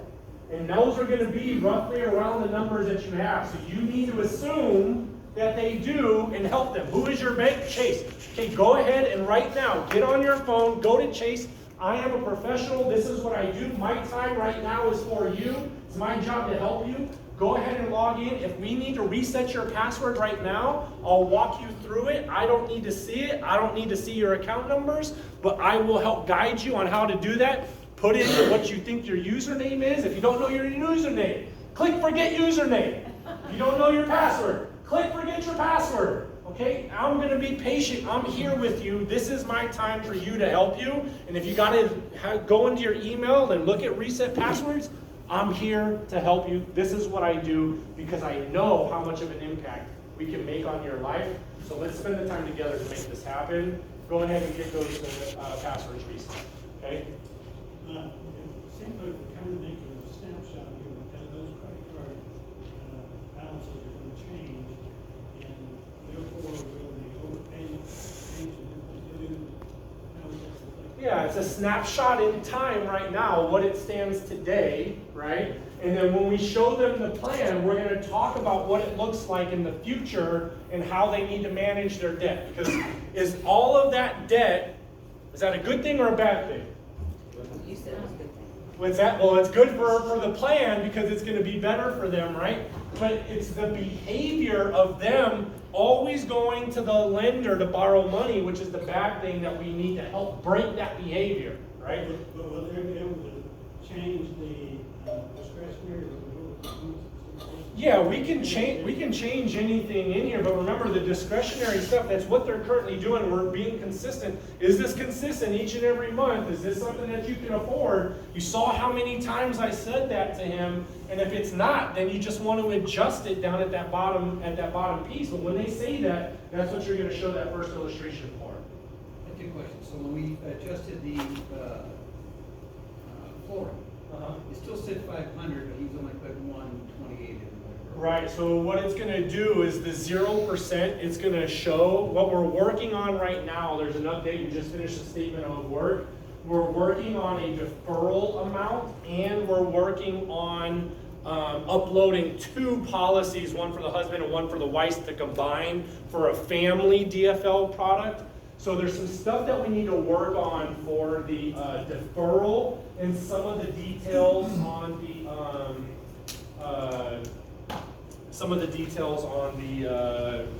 what are we talking about here? On the installment. So one thing that actually should have happened here, to your point, is when we go right here, because technically it's 0, right? Their payment is 0, but one thing if we move this to the 120, we did this to the 128, what it's going to do is it's going to show that. That's not accurate. Now what this will do is this is actually more accurate when it comes to the debt roll-up. And I'll talk about that a little bit later when we show the amount of money. Because these minimum payments, once these debts are paid off, what are they doing with those minimum payments? Putting them back to the property. They're putting it back to pay off the loan. So if this number is off right here, that will negatively affect the debt payoff and the loans being paid back and how much money is going to the other savings vehicle. So there's two solutions for right now. One is you can keep it at the 128 and just know that that amount of interest is off and have that communication with them. Or you could change it, because what's going to happen is as they pay off these debts, they will have more money to fund the policy, and I'll show you how to set it up to throw more in. I know I didn't give a very clear answer on all of that. There's one issue with the software that we're working on. It's kind of this deferral and the 0%. It's actually the scenario that he gave me isn't an accurate scenario, so that's why it looks like a fake number right now. So if we had a real scenario with a real debt, that would actually show up. So he gave me something that's actually not real. So we've got some issues on that right now. So right now, once we upload an insurance carrier illustration, I can show you all the math and what's going on in the background. I won't be able to show you now, but in a student loan scenario, what you would do is you would put 0% for how long it is. You need to make a $1. You need to make a $1 payment, and then that way it's not incorrectly showing, how much you roll of money would be going back into. That isn't determined right now. So it's supposed to be actually, I heard September, the end of this month, and then they're going to communicate what the ongoing plan is. Right. Yes, sir.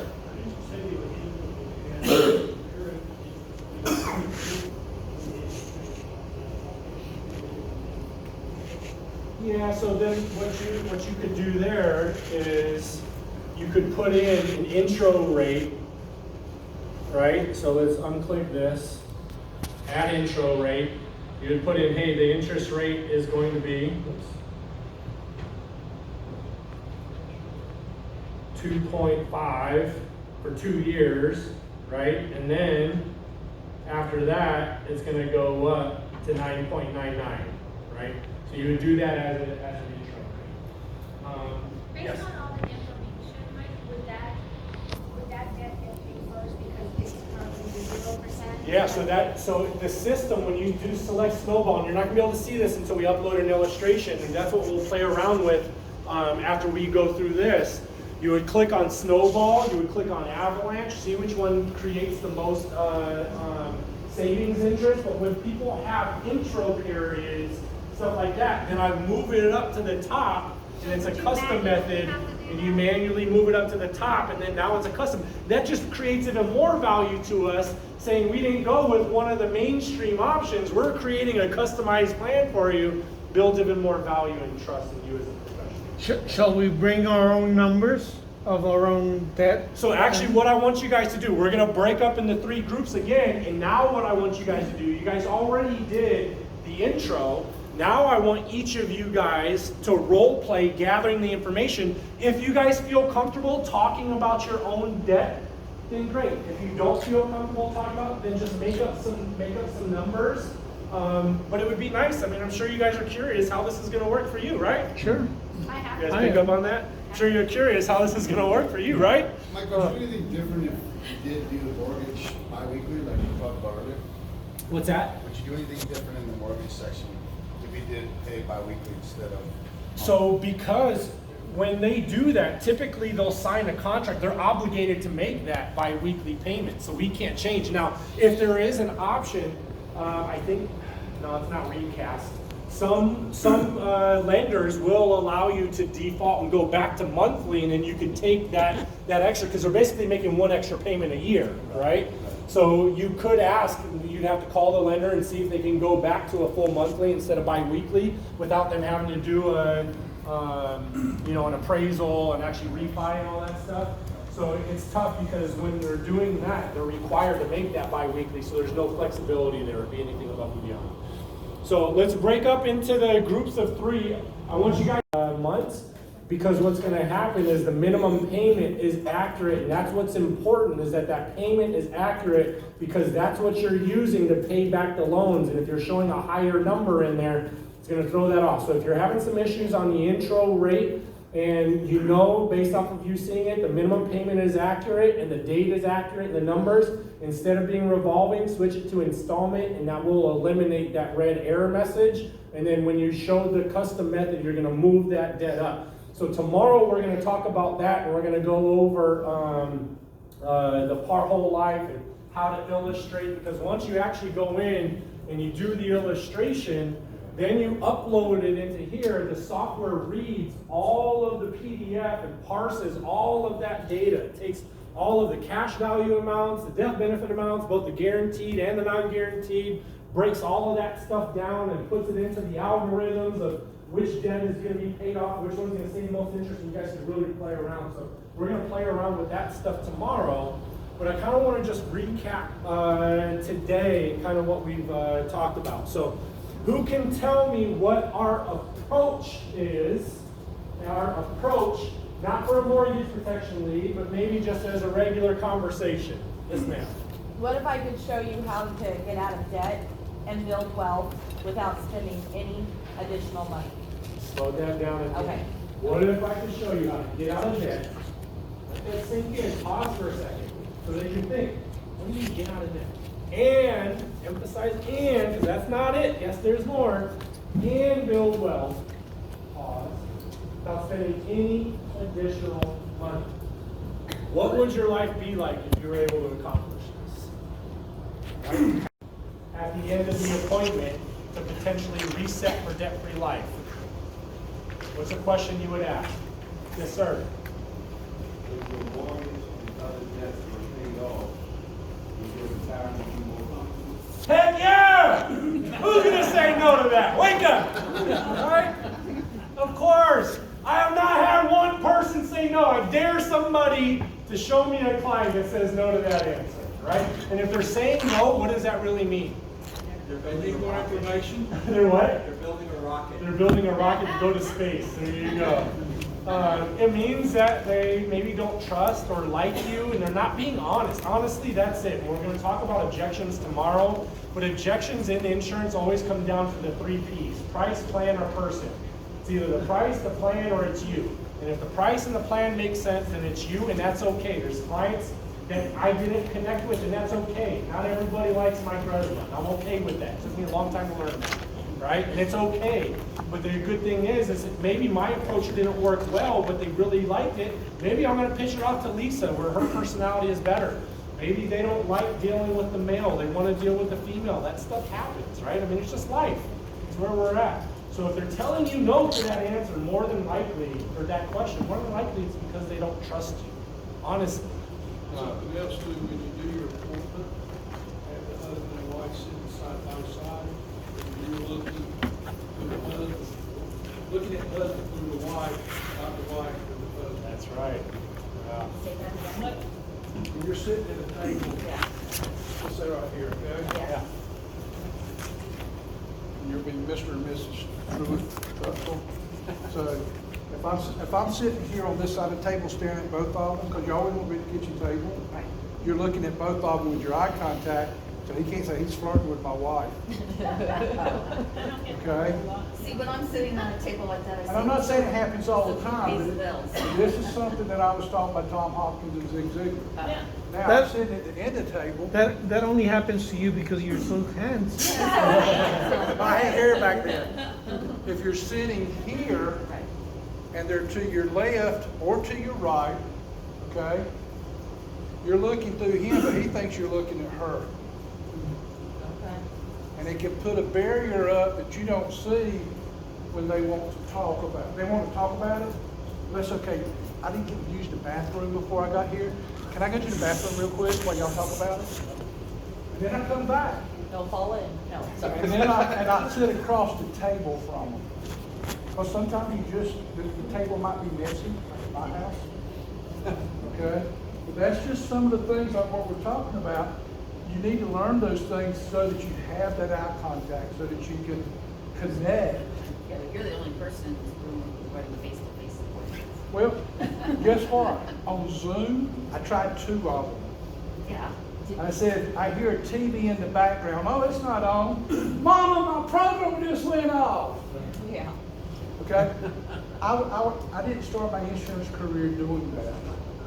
If I can sit face to face and build trust face to face, I know it's going to stay on the books. Yeah, I'm licensed in You know what's wild about Zoom appointments? When you take bathroom breaks and let them think things over, they assume if I hit mute, I can't still hear them. How many times do I walk back from the bathroom and I hear exactly what they're going over? They think I'm gonna just hang out off camera here for a second. And you're how old? Yeah. And you're how old? 40. Okay. So, 23 do that. I just can't. That's fair. So one thing, you guys, a good point, I shouldn't assume that you guys know this, but no one-leggers. Who knows what a one-legger is? Right? if you've got a husband or wife, somebody says that they make the financial decisions, they don't. Majority of the time, it is the wife, right? So, I have a close for that that does work. what's that? You better have a big set. Uh-huh. Mr. Truxell, you told me on the phone, you didn't think your wife would make this decision? She said, right beside you. Yeah. Who wears pants in this family? See, he can say that, I can't say I that. was talking about my very dear friend of mine who is, I mean, this guy was, he wrote $10,000 a week, no problem in 2 days. He said, if that's what they're telling you, you've asked them on the phone before when you made your appointment, but she don't need to be here, I make these decisions. Right. And whether she's there or not, don't challenge this man to it. He's gonna do one or two things. He's gonna throw you out or write you a check.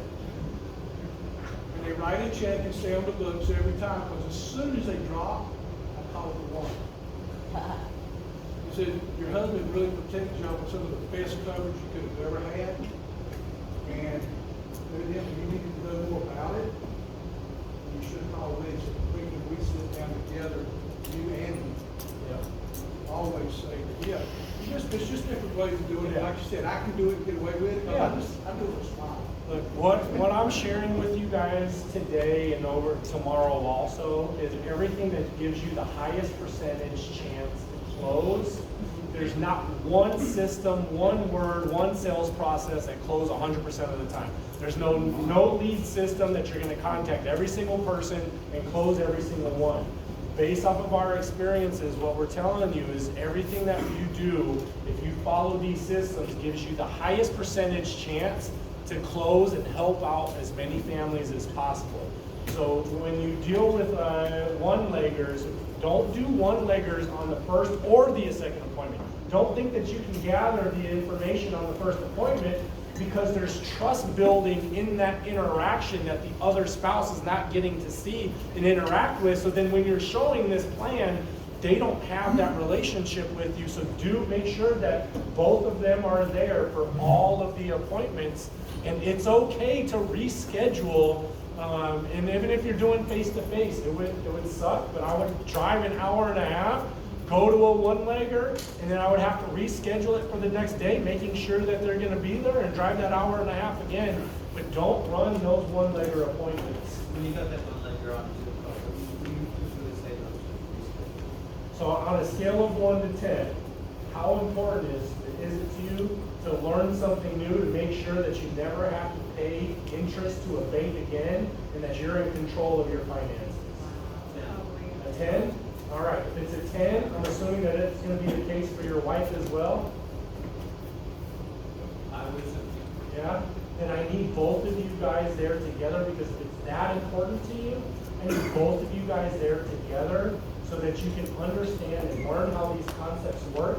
I'm going to take my time with you. I'm going to educate you on how the concepts work. We're going to go over all the information. I'm going to answer all of your questions. When I share this information with you, it's just educational. What you do with the information is totally up to you. You're not under any obligation to move forward. But if I'm scheduling this time for you and it's that important, I need you to show both of you guys to show up for that appointment. Can you do that for me? Perfect. Thank you. And just make sure. And then what I'm going to do is I'm going to send a text reminder an hour before and 5 minutes before for a virtual appointment to remind them to make sure. And you can set those up when you're setting up email invitations and invites on your calendars. You can set up the auto reminders in there to send them reminders for those appointments. So I highly recommend that you guys set up those reminders. If you're using a Google Calendar, Outlook, whatever you're using, set up those reminders for an hour before and 5 minutes before to help them out. If you've got some systems that can do text messages for you, do text. But typically the invite reminders that you're going to do are going to be through email. But I recommend that you do email and text reminders. When we were first learning the virtual environment, we saw a huge drop-off for people that weren't sending text message reminders for the appointment as well. So yeah, email is good, but you know, they're seeing the text. Only 8% of emails get opened, I think, is a stat, right? Yeah. So, yeah, go ahead.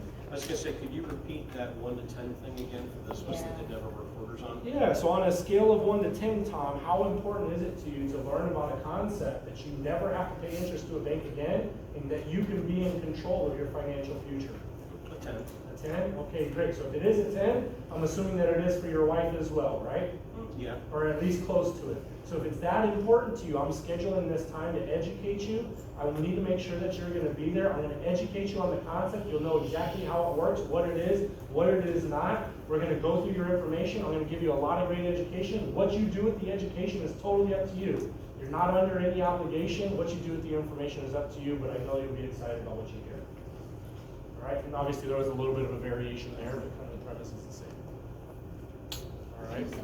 So now, if you're on the phone with a mortgage protection lead, and they say, "I'm not interested in mortgage protection," what are you going to say? Who's got it? I know you guys recorded it. Well, if you didn't have your mortgage or any debt, would that make a difference in your retirement? There's a script that we went over that you guys recorded. I got it. Yeah? So there's a new program that just became available to you. A new program that just became available to you. Instead of paying your mortgage in case of death, while you're alive, this program will pay your mortgage and build wealth without spending any additional money. It sounds like that might be a better fit for you guys, all right? And we have transitioned so many mortgage protection no sets and even some B leads, like 2-year-old B leads. We did a campaign a long time ago buying 2-year-old and 3-year-old B leads and using that script and set up a lot of appointments and help families out. So that stuff absolutely works, right? But again, mortgage protection is very, very important. I don't want you guys blowing up your mortgage protection sales, right? You guys want to take care of that family, do that mortgage protection, that simplified issue. Make sure that family has some immediate coverage, right? And then at that point, then you can transition into the DFL, and especially the no sales for mortgage protections. You should be pivoting to debt-free life. So when you set up that appointment, whatever way that you do, what's important for you to do to prep the client for that first appointment? You need all of your information all together. Have all of their all of their debt statements available, right? And if they don't, some of them will, some of them won't. If they won't, the only thing that it's going to cost you is additional time, right? So what I recommend is that you guys block off for these first appointments. Block off 1 hour to 1 hour 15 minutes in your calendar so that you're not rushing that appointment and you're not being late for another appointment, because first impressions matter. So if you're late for your next appointment, that's going to hurt you for that client, right? So you've seen through the role play, if somebody's prepared, the first appointment when you get it down is under 45. But if they don't have their statements ready, you need to walk them through, grabbing their statements. I think Franco, that was one of the things that you guys were working on. He was calling his lender, looking at, that can take a little bit extra time. So just block those first appointments for like 1 hour, hour and 15, just so that you're prepared for that. You don't have to rush, and you can be patient and really help out that client, okay? What are the 3 keys to a successful first appointment? Skepticism, legitimization, gather intelligence, right? So how do we remove the skepticism? Tell them what it's not, right? Drop down some of those walls so they can listen about what it is. How do we legitimize it? Snowball, banking, explaining to them. Yep, we're talking about all the concepts that have been around, but what's important to do when you're talking about those concepts that have been around for decades, what's important to do? Getting their interaction, explaining it, and letting them iterate to you back what it is. Right? So when you have that PowerPoint, having it be interactive, you're right. But as far as legitimizing and talking about those programs, the takeaways, right?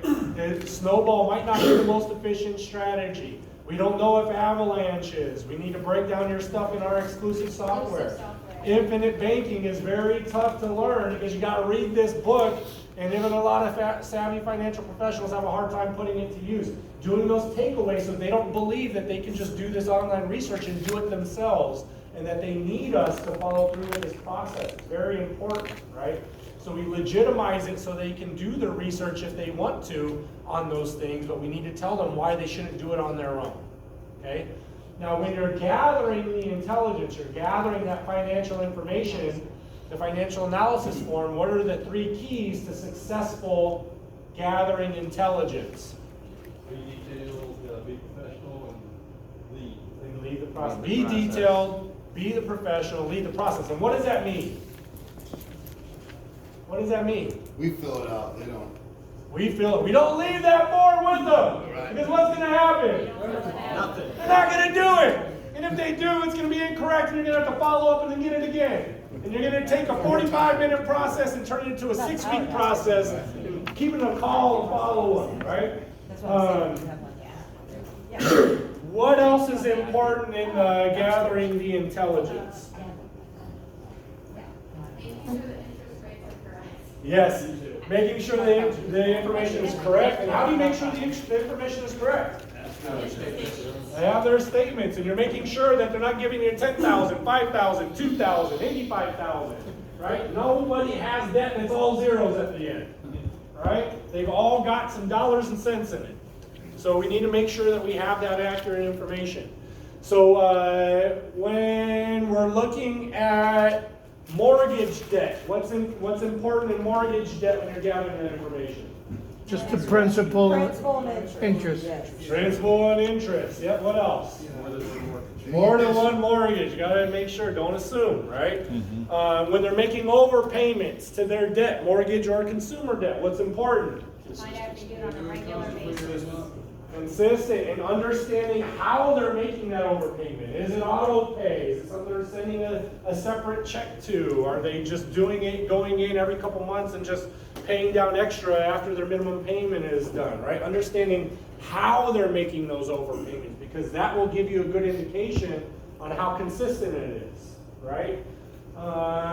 What else is important with gathering mortgage and consumer debt? To make sure they're giving you the accurate numbers, because the months won't line up, it won't be accurate. Yep, yep. Anything else? Anything else? Anything I'm missing, Jeff? Do they have another mortgage? Do they have another mortgage yet? Also, don't assume that they only have one auto loan. Don't assume. Just keep on asking, what else, what else, what else, what else, what else, what else? And when they say that that one was the last one, okay, anything else? Are you sure? The more debt you have, the better. It's okay. I want you to be honest. Trust me, this program is going to work. It's okay. Doesn't matter how much debt you have.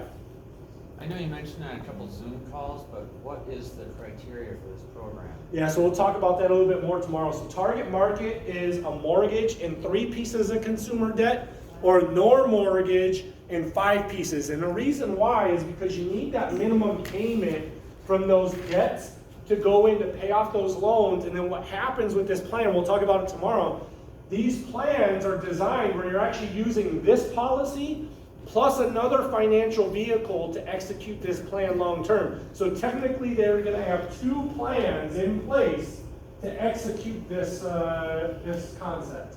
Yes? Tomorrow, will you give us examples of people who don't overpay, they only pay minimums? So if they don't do minimums, and again, what we're doing is we're talking through, do you have any retirement contributions? Do you have any discretionary income or any insurance policies?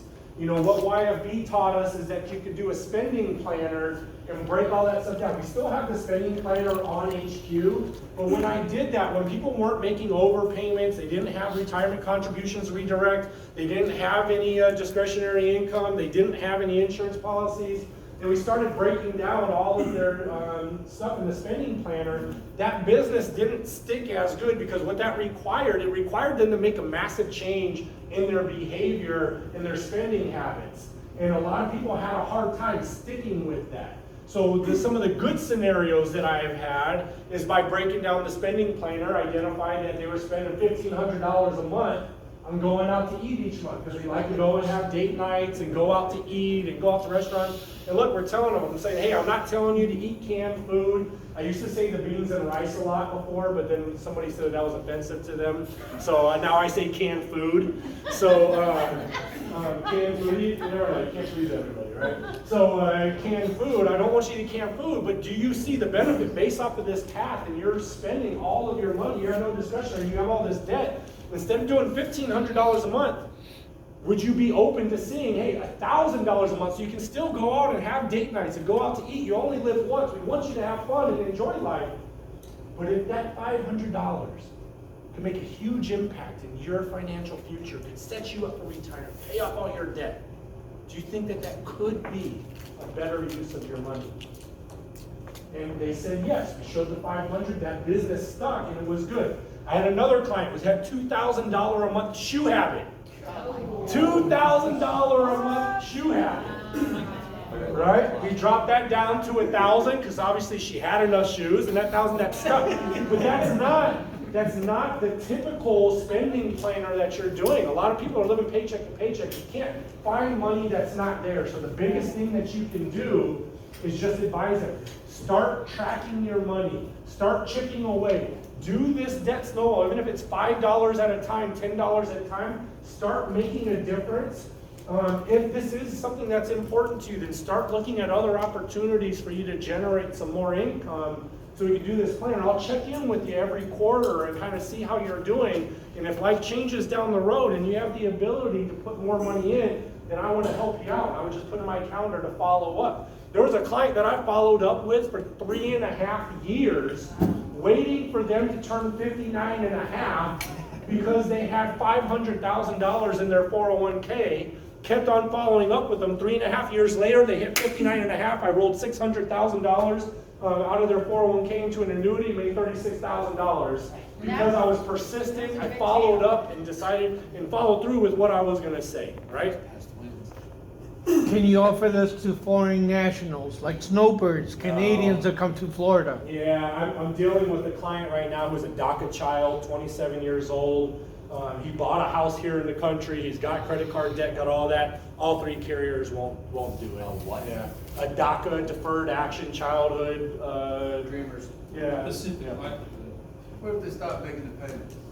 So if they stop, we're going to talk about that a little bit tomorrow. That's why it's important on how you structure these plans, because we had an agent who uncovered $2,000 a month of inefficient dollars.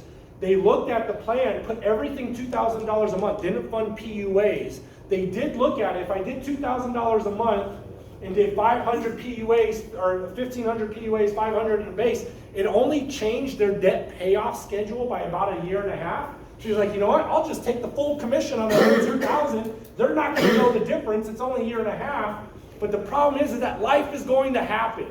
And when life happens and they need to make an adjustment in their premium, if you put it all into the base, there's no flexibility. They can't make that $2,000. That policy is going to lapse. But when you set it up correctly, like we're going to show you tomorrow, you have a base premium, and that's basically their to be a certain way. If life happens, they can drop it down to that base amount. And then that's what they're required to pay and can keep the policy in force as long as they keep up with the minimum requirement for the paid-up additions rider for that year. Some carriers it's $300, some carriers it's $600 for the year. Like So a it's very universal minimal. life. So you do have some flexibility in this policy, and there's also what's called an APL, an automatic provision loan. So if they can't pay, that the cash value can pay for the base death benefit. You can lose the PUA rider and some other benefits. You have to be careful with that as well. That's awesome. I didn't know that. Yeah. I didn't know that. So what's important about talking about investments?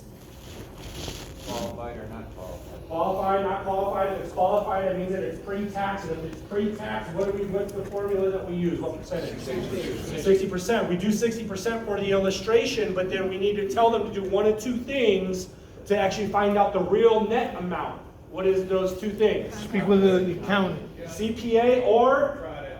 Financial advisor. Nope, CPA, or they contact HR or their 401k custodian, stop the contribution, see how much is net on their paycheck, and then we can adjust it for the final one after approval and get that amount, right?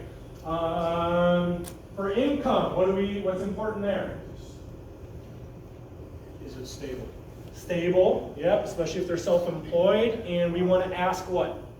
Discretionary. Discretionary, if they have any additional. Remember, what we're showing is just redirecting their inefficient dollars, so the discretionary income is the only true more monthly output than what they're currently spending. So when you're doing discretionary income, like in Jeff's scenario where he said 100, truly this plan, when I design it tomorrow with you guys, I'm going to communicate, really it's only $100 extra than everything that what you're paying right now. We're just redirecting your inefficient dollars. So for $100, getting debt free instead of 30 years down to 12, do you feel like that's worth $100?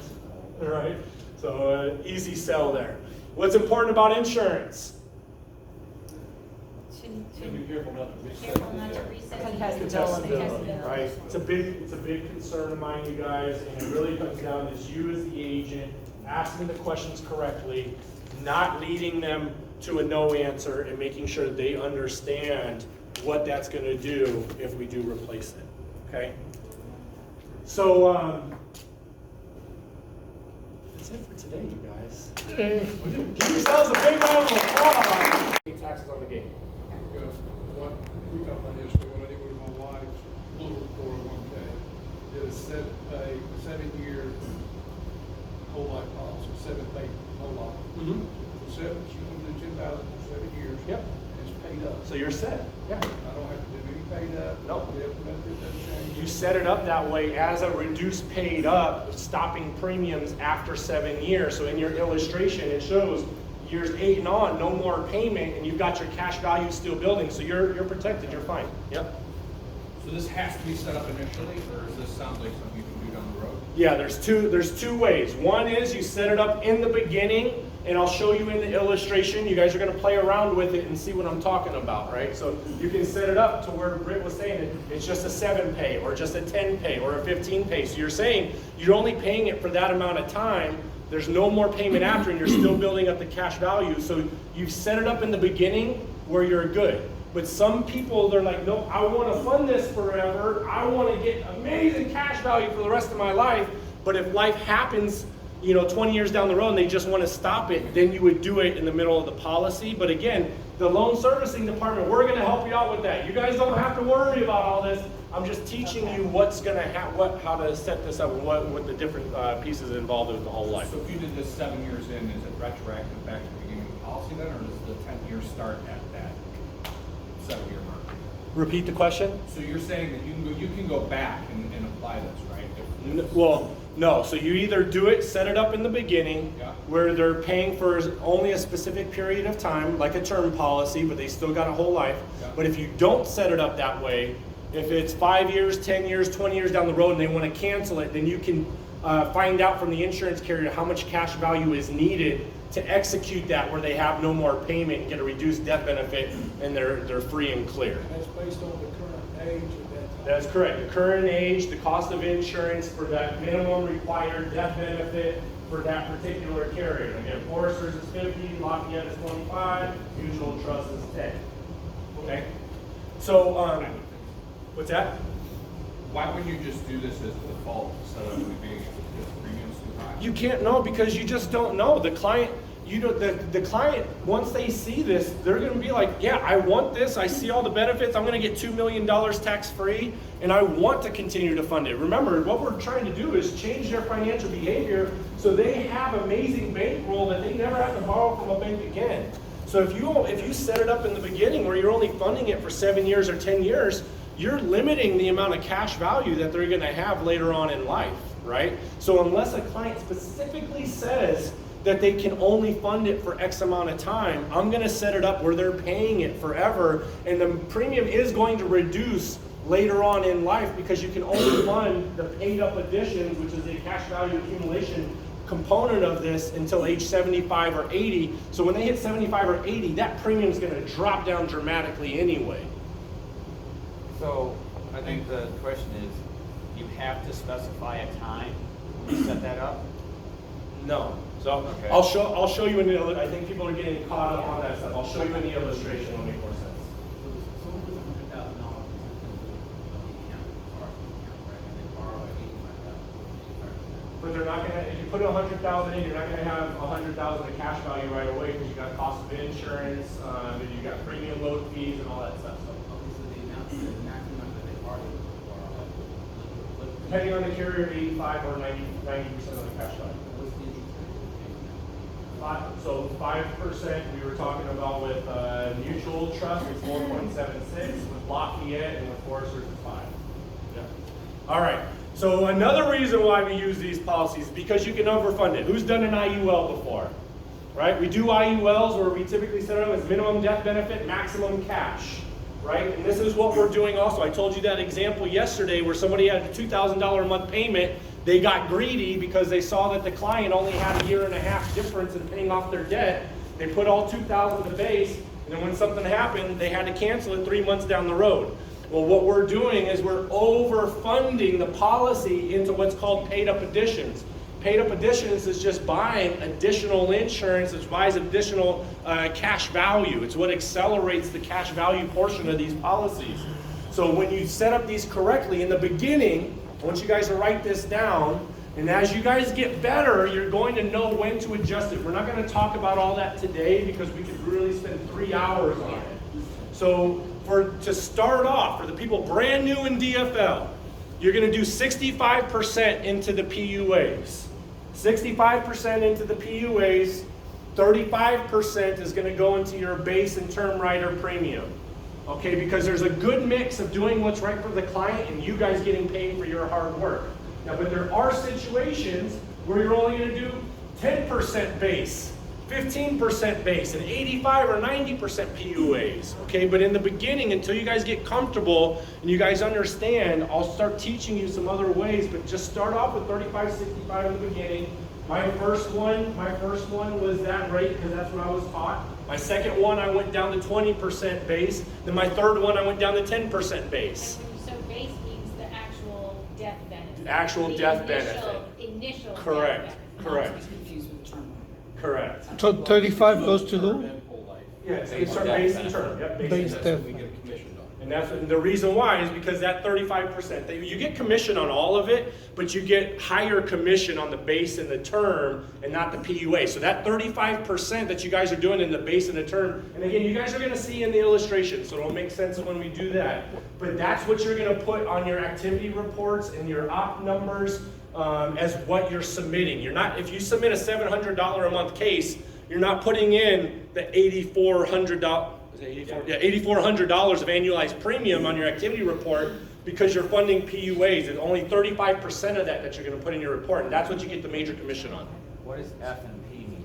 So I'll go over that in just 1 second. Yes, sir. So it's 65%, 35% split. What was it again? Yeah, 65% is going to go to your PUAs. 35% is going to go to your base and term premium. So SPUA is single premium. Okay, that means that you're doing like a lump sum from a savings or a retirement contribution. Okay, there's also that's a non-1035 lump sum. Then you got 1035 lump sum, which is what? Can you say that part again? I'm confused with the lump sum. Yeah. So lump sum. So you've got a non-1035 lump sum. There's SPUA single premium. It can be non-1035 or it can be 1035. Non-1035 is going to come as a lump sum front load into the cash value, just one-time payment into the policy at the beginning of it, and that's going to come from savings or a retirement contribution or something like that. If it's a 1035 single premium, then that means it's taking cash value from one insurance policy into another. So if we're doing the scenario where somebody's taking a loan from a whole life insurance policy and putting it in, that's not a 1035 exchange because you're not surrendering the policy and putting it in. That actually would be a non-1035 single premium lump sum in there. Okay, so you can the FPUA is the flexible. Some carriers call it flexible, some people call it level, and that's just the monthly amount that they're putting in, and that would be that 65% of the premium each month that they're putting into it. What is the EUA? Another reason why we use it. Flexibility in the payment, a minimum and a maximum. So based off of what I just said in that percentage, what's the minimum payment that they would have? 35%. So the flexibility that we're talking about is what you're funding with that PUA. So if you're putting 65% of that premium into the paid up additions, that's your flexibility. Some bad months happen, they can drop down. If they're making $1,000 a month, $650 a month is going to paid up additions. A couple months go bad, they can drop it down to that $350 and then go back up to that $1,000 again. Okay, so that flexibility is important. That's why it's important to make sure you set these up right, because you don't want to do anything to hurt your client and make sure that they can't continue this plan going forward.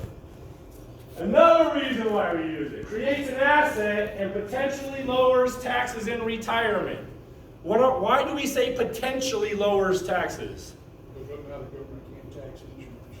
Yeah, that's one piece. I mean, that's a deeper conversation there. That's not where I'm going, but you're actually right. Potentially, we don't know where the tax rates are gonna go.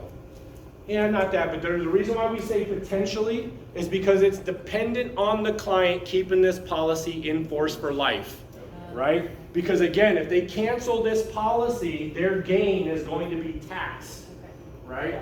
So that's why we say potentially, because the onus is on the policy holder that they're going to keep this policy in force for life. But again, what's our option to make sure that if they want to cancel it, what can we do? Reduce paid up, right? So when you say they're gonna be taxed on the gain, that's the gain of the policy since it's instilled. A gain above and beyond their cost basis and what they put into the policy. So the premiums put into the policy up until that point, they take out anything above and beyond that, they cancel it. Anything above and beyond what they put in would be taxed. So it's interest and dividends on the money. What does the U stand for? Yep. Yes, sir. That totally confused me because I thought the What does the U stand for? was that you Single Paid up. paid, Paid up additions. paid up, thank you. If they cancel the policy. If they cancel. Hey, you're putting too much money into this policy. You can't do that. I want my taxes. So you can see right here, you know that because it's saying MEC, Modified Endowment Contract. Modified Endowment Contract means that for the 7 years, there's too much money going in, it's overfunding that 233, and that can't happen or else we're gonna get taxed. Okay? So now what we need to do is we need to create an umbrella of insurance to trick the IRS to show them that there's enough death benefit so it can be classified as insurance and not an investment. Everybody, don't stick with Mike's example. I hate to say myself, but stick with me on this. You guys are all doing custom examples, and if you do that, you're going to get lost. You're going to get lost. And just go with what Mike's saying. It's a simple one, because right now, all of a sudden, it's different numbers. Where's this going? I'm trying to get mine. I'm trying to get somebody else. Mike, which you get the That's 2024. the process that you're going to follow on future ones. So please stick with it, because right now, That's the chassis that it's built on, but then when you get into the application, the last part of the application, when you're putting in your agent notes, you need to say in there, applying for accelerated underwriting, no medical exam scheduled, and then they'll kick back to you within a couple days and saying, yeah, it'll fly with accelerated underwriting, or no, we do need to order Paramed. Do you want us to order it, or will you order it for the client?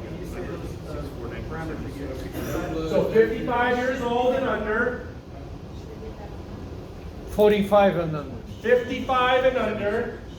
Standard health rating or better. And $1 million of total death benefit, including base and term rider. Okay, so again, that'll be on the medical chassis. You're going to put that inside of the application. So we got specified premium face off, MEC avoidance no. We're doing $1,024 a month. Right now we're going to keep reduced paid up as no. Okay, we're going into the riders because we're not going to do anything with dividends. We put in our $665 here. Now one thing I want you to see and pay attention to, watch how specified premium, it shows $359 right now. Okay, you guys see that? Specified premium over here. It says $359. What is that $359? What percentage of the 1,024? 35%. 35%, because we told the software 65% is going to PUAs. So that $359 is now what's buying that $233. Okay, because remember before it was 1,024 buying 680,000. So since we said 65% is going to the PUAs, that cash value it dropped it down to $359, has a reduced amount of death benefit.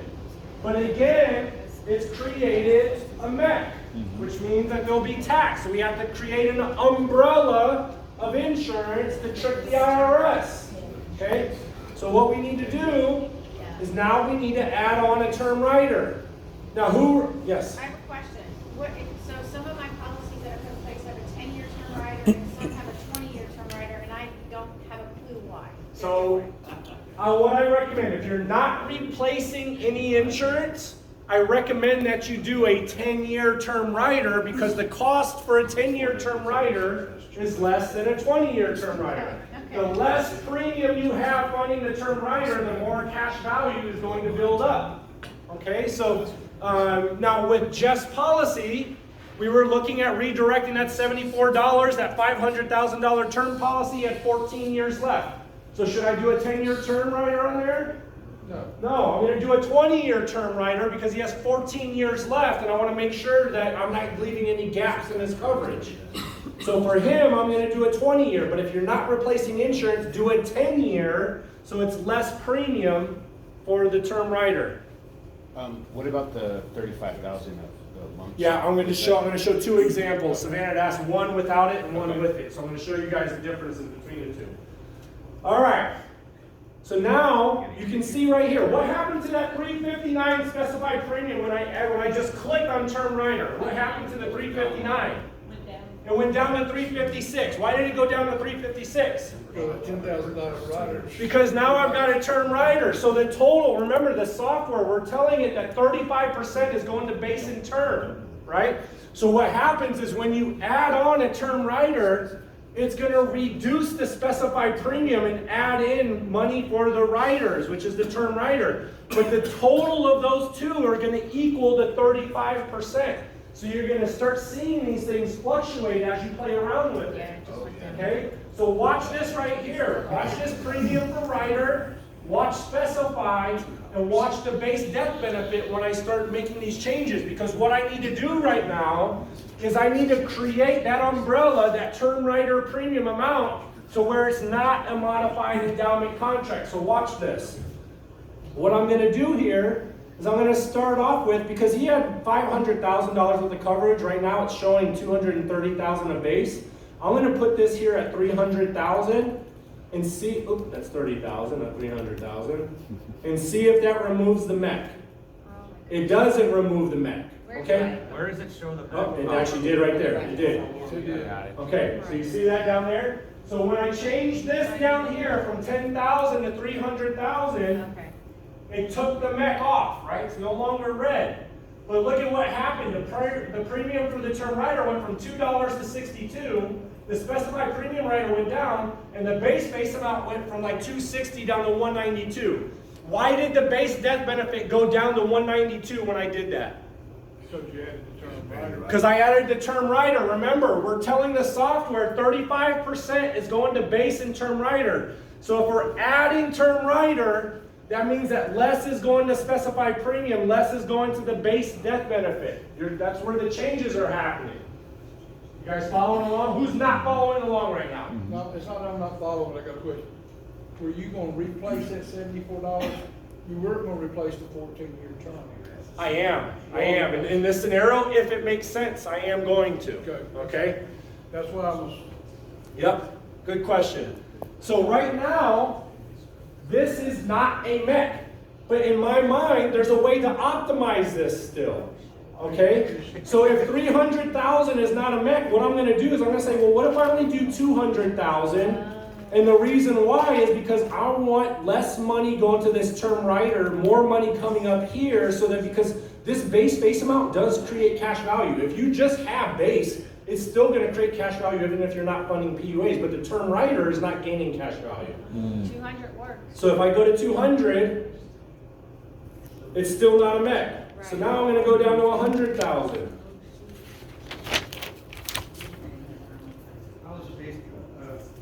And it's still not a MEC. So now I'm going to go down to 50,000. It's a sweet spot. And 50,000 is a mech. Danger. Right? 60,000 is two. Danger, Will. 75 would probably work. But if our goal is to replace it, want to go that low? Yeah, so see, in this situation, and we're gonna get to that once I find that optimal amount, in this situation, I probably wouldn't, right? But this is the scenario, right? This isn't his true scenario because he's got a $30,000 dump in. When you got that $30,000 dump in, you're actually gonna need much more term rider, so I know that we're gonna be okay. So let's find out where that optimal amount is. Did somebody say 60,000, took it off too? 92.5. Huh? 92.5. That's a guess? That's a guess. Okay. 75 still showed a Mac.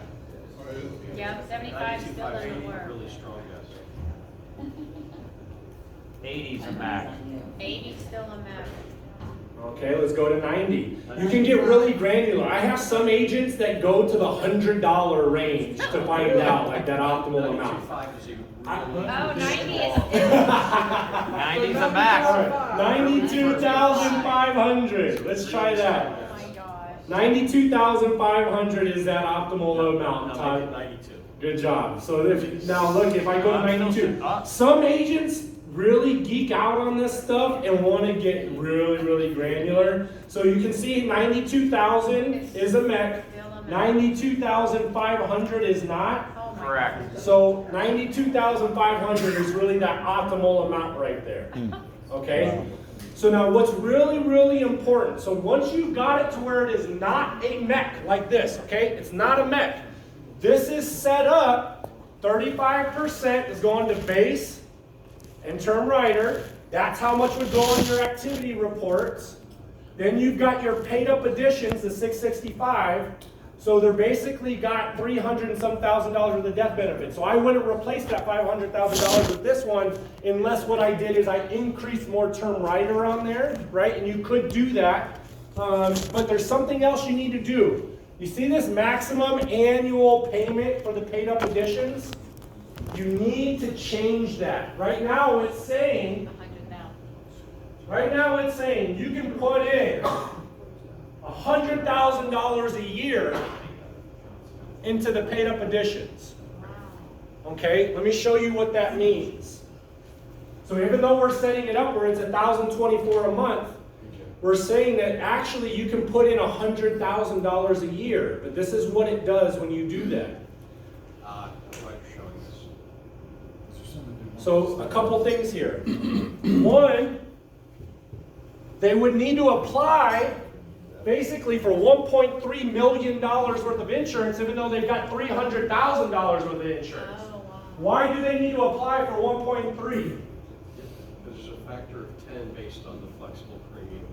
Because the money, they're saying, hey, if you're able to put in $100,000 into the paid up additions, you're going to have more death benefit, you're going to have more cash value, so we need to underwrite for that right now at point of sale. Okay, so you can see in this scenario, because of his age, it doesn't change what the requirements are, but a lot of times if you don't change it, it will actually say, well, now you need to do an EKG, you need to do an inspection report, you need to do a financial analysis, right? So you got to pay attention to that. Now in this scenario, it doesn't have those extras. But here's what's important to see. You see this right here? Foresters, Lafayette, and MTL all will allow you to do this. Okay? So what this means, as you can see, we're putting in the $12,288 a year, the $1,024 a month. You guys following along? Yes. Okay. What this says over here, FPUAR maximum amount. You see how for the first 5 years it shows 100,000 in there. Right. What we're saying in this scenario, if we don't change 100,000, is that they can put in an additional $92,020 in the first year. And if they don't put in the $92,000, they can put in an extra $184,000. If they don't put in the $184,000, they can put in $276,000. Right, so being able to fund those PUAs and put in. So if a client feels like within the first 5 years that they're going to be able to put more money in, then you can illustrate it that way. But here's the thing with foresters. They're going to take that average. If we set it up this way where they can put in that $100,000, and let's say over the next 5 years, they only put in $20,000 extra total. They're going to take that $20,000, divided by 5, which is $4,000 a year, then they're going to say for the next 5 years, you can only put in an additional $4,000 a year above and beyond the 1,024. Then they're going to take that average over those next 5 years and apply it to every year and adjust it every year going on. So if the clients if their clients are not telling you that they're not going to be able to put in a bunch of extra money or anything like that at the beginning, don't worry about I don't recommend doing the $100,000 for anybody unless you're dealing with some big business owners and other things like that. But for the average American, you're not, because now you're going to make them do maybe additional underwriting requirements that they're not going to need to do if they actually set it the right way. Yes, Tom? Does it cost more to have 100,000 FPUAR maximum amount versus 50,000, or is it just underwriting consideration? It's underwriting consideration for what the death benefit could potentially reach if they were to. So you can play with that number, say 75,000. He's now expecting 50 grand to materialize out of nowhere that he wants to put into. So how do you figure a good number? So this is my rule of thumb right here. Okay, so if you don't change it. If you don't change that, look at what that death benefit requirement is. Now, it's going to be massive. This scenario, because when you show the dump-ins, it's going to throw this, it's going to be completely different with this scenario. But let me show you this. So what I do typically is I'll take this $12,252, and if they don't have any single payment in there, then maybe what I'll do here is I'll say, okay, they can do double. Okay, we'll go to 25,000. If they're not doing a single paid up, then if you want to plan for them having room, but what you need to do is you need to take a look at this AAR and see how it changes what their underwriting requirements are. See how before it showed 1.3 million, now this is only 563 right here, okay? Now in some scenarios, that difference will drop down a bunch of different underwriting requirements. But you can see right here, okay, well we're putting in our 1228, they can put in 25, so basically you can add in this amount for those 5 years, and then they're going to adjust it after that, and then adjust it each year. So you can leave a little bit of room in there if they feel like they might be able to want to. So you can have a conversation. Do you feel like within the next 5 years you might be able to put more money in? Yeah, what number was that roughly? And then you can put that in for that maximum piece. Mike, are you saying you look at the 7-pay premium to figure that out, or you just use that 25,000? It depends. I won't. Some clients will tell you, I want to put in more down the road. Okay. Right? If they tell you that they want to put more in, or you're eliciting those conversations, then put it to what they believe that they can, and I would recommend adding just a little bit more just to have a little bit of a safeguard. Okay. If they don't, I still might put double on there just to give a little bit of room, just so that there's some situation where they can put more money in it. But if it doesn't impact the underwriting requirements, it doesn't really matter. Yes. Okay, so I want to just, for illustration purposes, can you change the max annual payment to 200,000 for me? You can't go that high. Yeah. So there's going to be a maximum up to 166. Oh no, let me go to 200. So you can put it in here, but watch what happens. Oh, because of the age. Okay. So depending on the age. Go to the AAR. Yep. This So is for the illustrative purposes maximum, only. the maximum annual payment is what they can overfund beyond. Beyond that So 1,024, whatever. so Jeff has committed to 1,024 a month, that's what we've determined was a good number. Yep. And I'm telling him, your payments are gonna be 1,024 every month, you are going to have a death benefit of $227,000.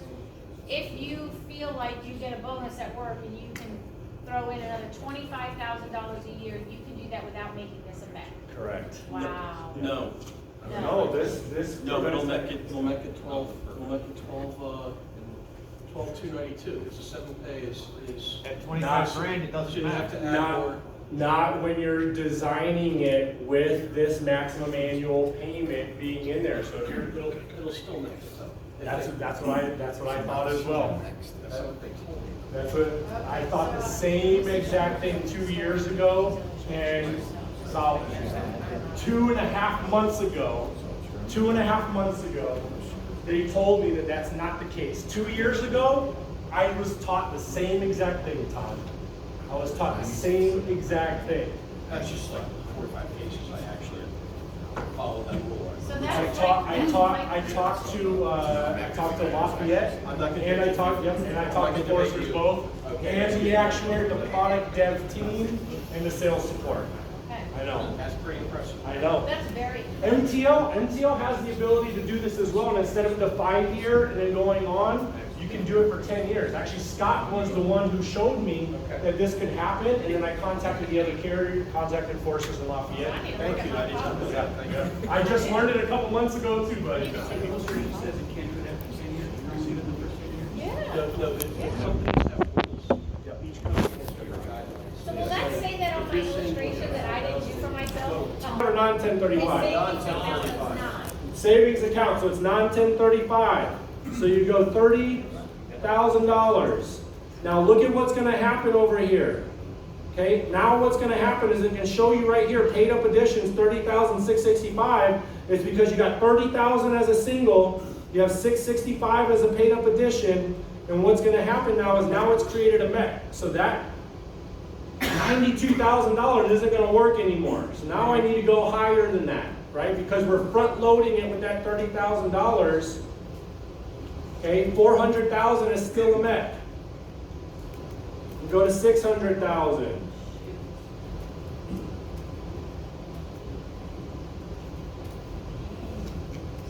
still a mess. 600 is still a MEC. I'm gonna go to 900,000. When you don't get over a B, it's just. 750 is the max. 900,000 is not a MEC. So now I'm gonna go down to 800,000. And why am I doing it this way? Why am I doing it this way? You're trying to have more money going towards his gold bricks. Right. Exactly. More money going to base. 850 is not a max. 850 is not. So but 800 was. So I'm going to split the difference and go to 825.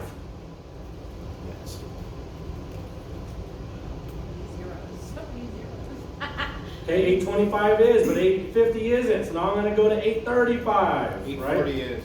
840 is? Okay, so I'll go to 845. Thank you. See, this is why I like having other people on the same line. Wow. 845 is not. All right, so 845 is not. So now what's happening right here, 845 is not. We've got 126,000 that has gone down to the base death benefit. And now what we're doing is now this 42,000, now what I typically do is I put in right here the 42,000 under the maximum PUA amount. You got what? So not when there's a single pay, right? So we've got $30,000 dump in because they're only making $1,024 a month. So since there's 30,000, it's different. This is just how I do it, right? Other people might tell you a different way. If somebody's doing a single pay, then I'll just take that. If they're not doing a single pay, then I'll typically double it. Unless there's a client that says, no, I'm planning to be able to put in more, and here's how Go much. back and look at it. Yeah. Show the notes. Sometimes my screen errors out or something, so They're not seeing any of this. They're going to see it by how I present it to them in the second appointment. So they're not seeing anything. This is just for you guys to train on how to illustrate. The client should never see you going through all of this stuff. All right? Why not double the 42? So you could. did the 12. But so here's the thing. Here's going to be the reason why. Look at this at a glance right here. So at a glance, can I go here? The 42,000, just pyramid and blood. Shoot, it's $1,000,008. If I go here and go to 84,000. Hold on a second, you're going too fast. All right, when Yeah, you were so at 42,000, it I was at 42. showed 1.4 mil. Right, 1.4. So it didn't change any requirement. So you could add that in there if you wanted to. The biggest thing you need to look out for is it adding any additional underwriting requirements, right? Well, hold on, Mike. So Okay. I know. So here's the thing. What I want you guys to do, this is the basic understanding on how to illustrate. You guys aren't going to have all of this stuff down on this first one. You guys are going to need more training. But who can you guys contact to get more illustration training? Foresters, the carriers, Foresters, Lafayette, Mutual Trust. And there's different ways to illustrate it. This is just my preferred way on how to set it up to find that optimal amount of term rider premium. So when you're adding more, less and less and less term rider, is more going to the base? Yes, more is going to the base, and you know that base amount gains cash value. Right? It doesn't gain as much as the PUA, but it gains cash value. So I want a smaller amount of term rider premium so that I can still make sure it's not a mech. But the more money that goes to this one, obviously paid up is going to gain the most cash value. But if you have $160 going to term rider versus $80, you know, the $80 going to the term rider is going to perform more cash value down the road. So what I want to show you is this illustration. Jeff, can you pull up your computer for me, please? So when you go into the illustration and it's not a mech, I want to show you guys what happens with the policy. Okay, where did you go now? I just did reports on the left-hand side, and then create and preview. Okay. Oh my gosh, that's so cool. Create a preview. So I want to show you. PDF, you're good. I want to show you this right here. Okay. So you see here, why does it show in year one that there's 42,000 going into it? 30,000. 30,000 doesn't dump in. So why does it show 12,288 going in each month? She doesn't have 30,000. Because that's 1,024, right? Why does it show in 21 years that the premium goes down from 12,288 to 10,336? The term rider falls off. So if you do a 10-year term rider or a 20-year term rider, you're going to see in that respective year that the premium is going to go down based off of that term rider no longer being there. You can see the death benefit goes down, right? 1.5 down to 7, 1.6 down to 8. Why in year 80 does it drop from 10,000 down to 2,300? Because he's not paying. You can't pay for paid up additions after age 80, right? And we said that $650 a month was going to paid up additions. So $650 a month is what's dropping off at age 81 because you can't fund that anymore. But take a look at this. Even on the guaranteed side at age 81, they're putting in $2,356. They've gained $14,000 in cash value. So let's talk about that for a second. And that's on the guaranteed side. You put in $2,356, you gain $14,000. How much interest did you gain that year? Wow. Right? 500 to 600%, right? So when you say, we can't be saying anymore, a couple years ago, all the insurance carriers used to tell me to say, you're getting a guaranteed 4% interest. The insurance carriers want us to get away from having that conversation because it's technically not accurate. The guaranteed 4% is on the back end that the insurance carrier is assuming that they're going to gain in their portfolio and how they're going to fund this guarantee. You're not getting a true 4% guarantee because 2356 minus 14,000, that's not 4% interest, right? Even if you're putting in 10,000, you gain 21, you've doubled your money. That's 100% interest. So we shouldn't be saying that you're getting 4% because you're actually getting more than that, and that calculation doesn't add up any way you try with a 4% interest. It's what the insurance carrier is saying that their portfolio needs to perform at, that they're guaranteeing that they're going to get a 4% to be able to apply all of these amounts. They don't understand that though. They want you to spit out a number to them. What is So we used to say in worst case scenario. Right. Right. I used to say guaranteed 4% plus dividends. I don't say that anymore. What do you say? So what I say is how these are built. They're contractually built so that the cash value meets the death benefit at maturity. That's technically the technical amount. The technical way is that the cash value meets the death benefit at maturity. The cash value meets the death benefit at maturity. So in this scenario, of course, it doesn't even look that way because that's what I'm telling you guys right now. Look to the far right, you're really close at age 100. Yeah, so at age 100, right, what they're saying is that the cash value is going to meet the death benefit at maturity. So they must be already making some slight changes and playing around with stuff because the rules are going to change next year. When we get all of the information, we'll make sure we communicate it with you guys because there is no true 4%. I'll answer your question in a second here, right? If you look at this, they put in 12,000 but they only gained 11,000. So did they really gain interest that year?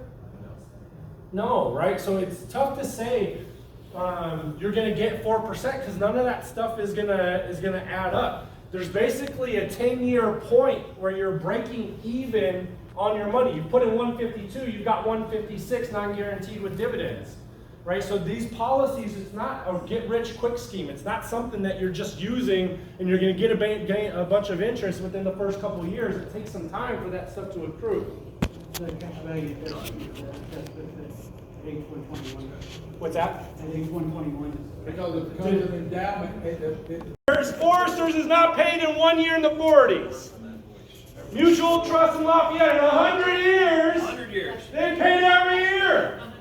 So it's as close to a fully guaranteed product you can get, but we cannot tell them that this is guaranteed, but we can talk about all that strong historical data, right? And say in 100 years, we've seen the Great Depression, World War, ups and downs in the economy, right? So it's close to a fully guaranteed product that you can get. Sorry, just one Mike, can you question. explain that, the annual dividend and the paid up addition again, how that equals?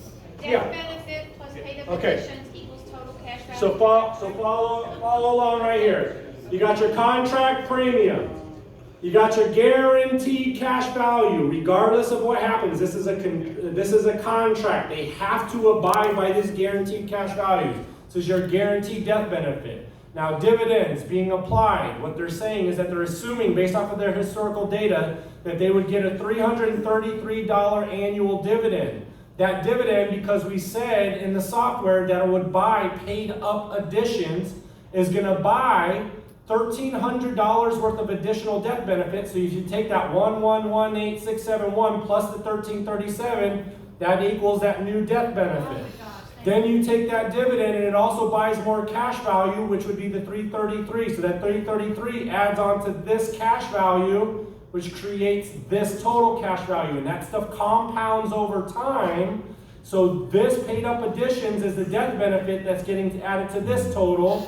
This compounding dividend stuff is what's getting added on to the guaranteed cash value, and that's what equals your total cash value and your total death benefit. Okay? That's exactly right. So now what you do is when you have an illustration, you hit File, Macs are a little bit different, so I have to actually go in like I'm actually printing it, save to PDF. Jeff, this is 8.13. I'm going to save that. So once I save that, then what I do is I go into the software and I upload. So I upload, I go into here. A key tip and trick, you guys pay attention to this. When you're uploading a PDF into the software, it cannot be a scanned or a fax copy. It has to be a copy downloaded directly from the carrier because there's numbers embedded in that PDF and that's what the software is reading. You also cannot name the PDF file with any special characters. Don't put any brackets, any exclamation points, any dollar signs. It needs to be the name of the client and some numbers like the premium when you're saving the PDF. And then see what happened? It took like 15 seconds. The software reads every single piece of data within that PDF illustration. And now what we get to do is all the cool stuff, right? So now it's got this information in here. It's always going to start with custom with the mortgage at top, but we don't want to do that. So now we want to look at Snowball. So now we go to Snowball. Snowball is going to save $43,042 worth of saved interest, debt-free in 13 years. Avalanche, instead of $43,000, it's going to save $42,000. So which one saves the most amount of interest? Snowball. But Snowball is not the best for everybody. This is why you need our software so we can break it down, and it's exclusive to us, so you need to do business with Quility, right? There you go. So you're going to play around with that. Now what you're going to do is if you wanted to get really granular and take a look at this, you can play around with this. Say, okay, well, if that's going to be the case, let me see. What would happen if I move Chase Sapphire up? 42,000, it doesn't change it. Why did it not change anything right there? Why did it not change how much it saved? I'm not sure. Because there was a $30,000 dump in. right? When you have a dump in there, sometimes when you move these things around, it's not going to change it because it's still going to be paid off in that same first month based off of that dump in. So sometimes a custom method isn't going to change it because of that dump in there. So if you don't see this number change, the saved interest change between Snowball and Avalanche, then that means that more than likely there is a dump in there and it's not going to affect the payoff schedule. Okay? So if you see that, you're not going to have don't be concerned. So what about it? Thank you. Mike, I'm sorry, I missed how you saved that and uploaded that to the software. Yeah, so when you're in you just go, when you have the PDF, you just save it. You just save a PDF. Everybody knows how to save a file on their computer? Right. Yeah. So you just save it, and then what you do, so I'm gonna delete it. Okay? Now what I'm gonna do is I'm gonna hit upload. And I always have an illustration folder, right? I just click on it, hit upload, and what it's doing is over the next 20 seconds, it's gonna sit there and process everything, and then that's when you can go in and really get granular and play around with it. Required a CSV file. You're not gonna be able to do it. We don't need that. So with YFB, you had to do CSV. There was a lot of issues with that for some people that had Macs. Some people had a hard time doing it. It was really hard. So now we don't do CSV, but we are going to add that feature. So you can, if you're really like the CSV, you can do CSV or PDF. So we will add that feature. But you have to have a PDF in the sales process anyway. It's part of the sales process. So we felt like instead of adding an extra step with CSV that you don't need in the sales process, we wanted to read the PDF. It's pretty amazing that you've developed software that can look at 3 different PDFs How do and you- scrape the data off that it needs to do what to do. I mean, that's, from an pretty IT impressive. perspective. Save It's a the lot. illustration to a It's a lot of folder. work. I did it all myself. It was all I was just joking. It definitely was not me. It definitely was not me. So, if you have any IT issues, it's also a great guy to call. So a couple things here. Now when you're doing this, right, you have the ability to do a start date. For people that have YFB clients or previous clients, you can actually go in there, if you have the old PDF from a couple years ago, you can put the start date as 2019, go in and put in what that start date was. If you had clients in the past, put it with their original debt numbers, not their new debt numbers, right? With their original, like the original YFB one, but you can backdate so you have future ones also. You can also say, hey, I know that this is going to take 30 days to get approved because of the medical exam. So if you're going to do that, you can show the start date as being, okay, well, we're going to actually start it October 1st. Okay? So you can have it start at a future date. Now, when the policy gets approved, you obviously want to go back in, put it in as the approval date, as the start date, so that you can make sure that it's accurate numbers from there. So you can change there.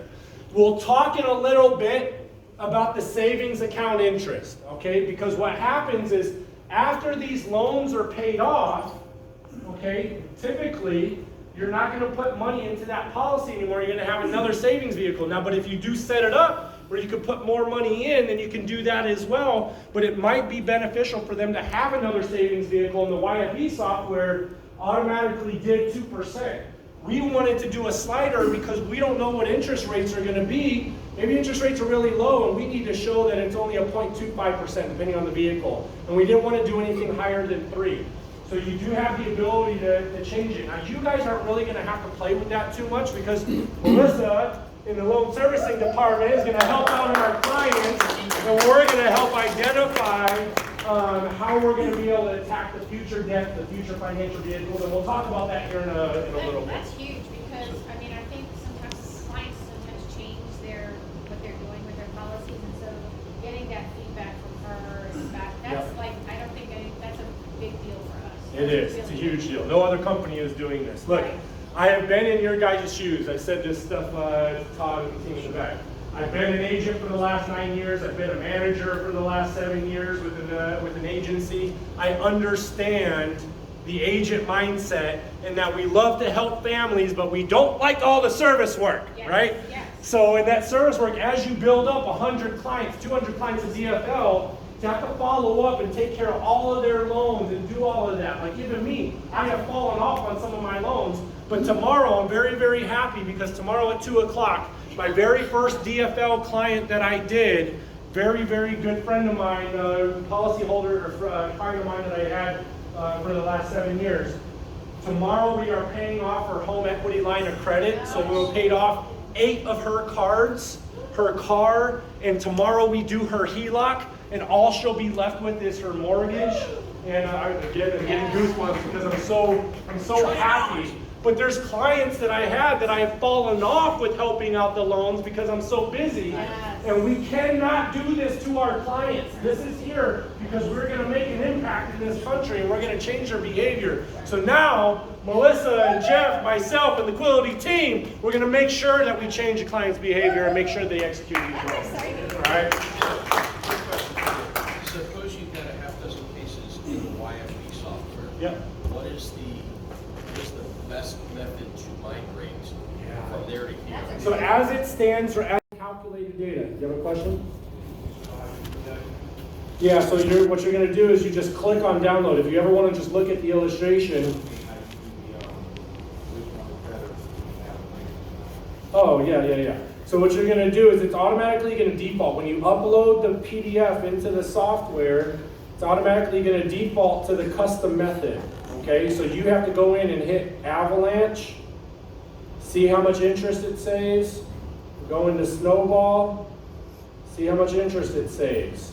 Okay, so once you identify which one saves the amount of interest, what you can do is, yes, you can hit Generate DFL Report. It needs to wait a couple seconds.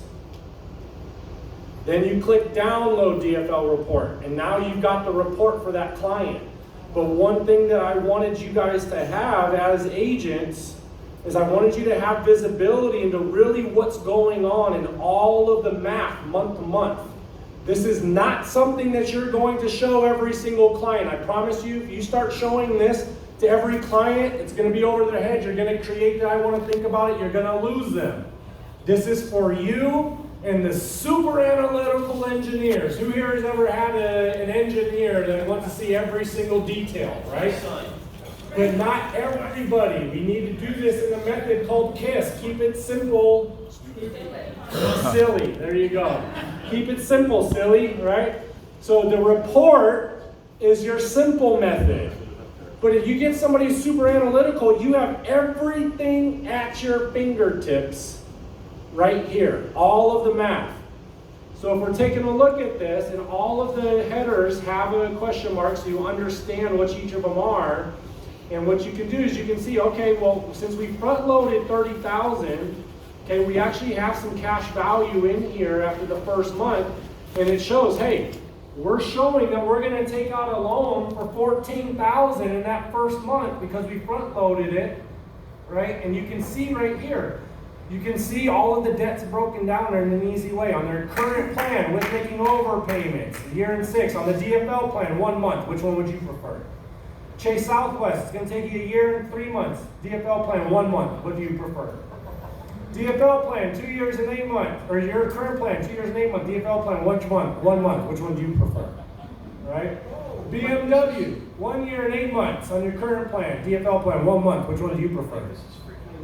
Right? That's so much better than the other one. Oh my God. Where are you with that? Yeah. So this is after you've uploaded the illustration, you've identified Snowball, Avalanche, or if you want to play around with custom, which one is better, then you click on Show Calculated Data right here. That shows you when they'll be paid off. It gives you the data. Yeah, but remember, the illustration that you're going to run the second appointment on with the client is going to have all of this, and we're going to explain that. Me and Jeff will do a role play to show you, but this is for you to see, and when you get a super analytical person, that you can use this to your advantage. But the reason why I say this is because you can see right here, in month 1, it's showing $14,000 being loaned from the policy, right? Well, you can see right here, in that $14,000, we're taking $378 to pay off B of A, we're taking $18 to pay off Chase, we're paying $37 to pay off that Chase, BMW, we're paying that one off. So that $14,000, we're paying off those 4 debts, so we're taking out a loan, okay? Yes, Tom? So those numbers, to be that exact, are you using only the guaranteed numbers and like? No, it is using the total cash value. Yes, it is using the total cash value. Just curious. Yep, no, good point. So what's going to happen is we're taking out this loan. Now, what is this right here, this 617? Who knows what this 617 is? So that's the monthly payments, the minimum monthly payments that we paid off these debts, and now that's going to be used to pay off this loan. So it shows, hey, we're taking 617 of those minimum payments of the debts that were paid off. We're paying off the loan. You can see out of that 617, 59 is going to loan interest, 558 is going to pay down the loan principal. And we've got all of the math and showing that the loan balances is going down over time. You can see when money is going to a savings vehicle, it'll be showing there in their total assets, and this will be included, this policy in the savings vehicle when we get to that point. So if we're looking at this, follow along, you can see the 617 is being redirected. Again, where's that 617 coming from? Minimum payments of the debts that we just paid off being redirected in the policy to pay off the loans, and I'll show you how to talk about that in a second. So we're using that 617. Now we've got another loan in 1 year and 11 months, taking out $35,000. We had $2,000 left over from that first loan. Now you add that 35, it's in here. So now you've got both of those loans going in, and now the loan repayments is $1,336. Why is it $1,336 instead of $617? More minimum payments. Because more minimum payments of that $35,000 debt that's being paid off. So you have all of the math in here for those super analytical people that want to see what's going on. And what I want you guys to pay attention to is when these loan balances are paid off. Okay, so we got these loans. Boom, loan balance is paid off. So that means that money needs to go to a savings vehicle now. And in this illustration, we're saying 2%. We don't know what interest rates are going to be in 4 years and 7 months, right? So we can make those adjustments when we get closer to that because we don't know what the financial climate's going to be. But it's saying based off of that 2%, this is how much interest you would gain, and here's how much you have in cash value plus the savings in total assets. Okay, so you have all of your math at your disposal in here. And then what we do is as we continue, okay, your mortgage is paid off in 12 years, in 12 months. Okay, so basically in 13 years, the mortgage is paid off. So what this means, you see right here, after the loan is paid off, total cash value, $12,000. So if the client wanted to stop the policy right here, hey, my mortgage is paid off. I don't want to pay back the loans to pay off my mortgage. I just want to cancel the policy. What would we do at this point? We would try to do a reduce paid up by doing what? What is our first step?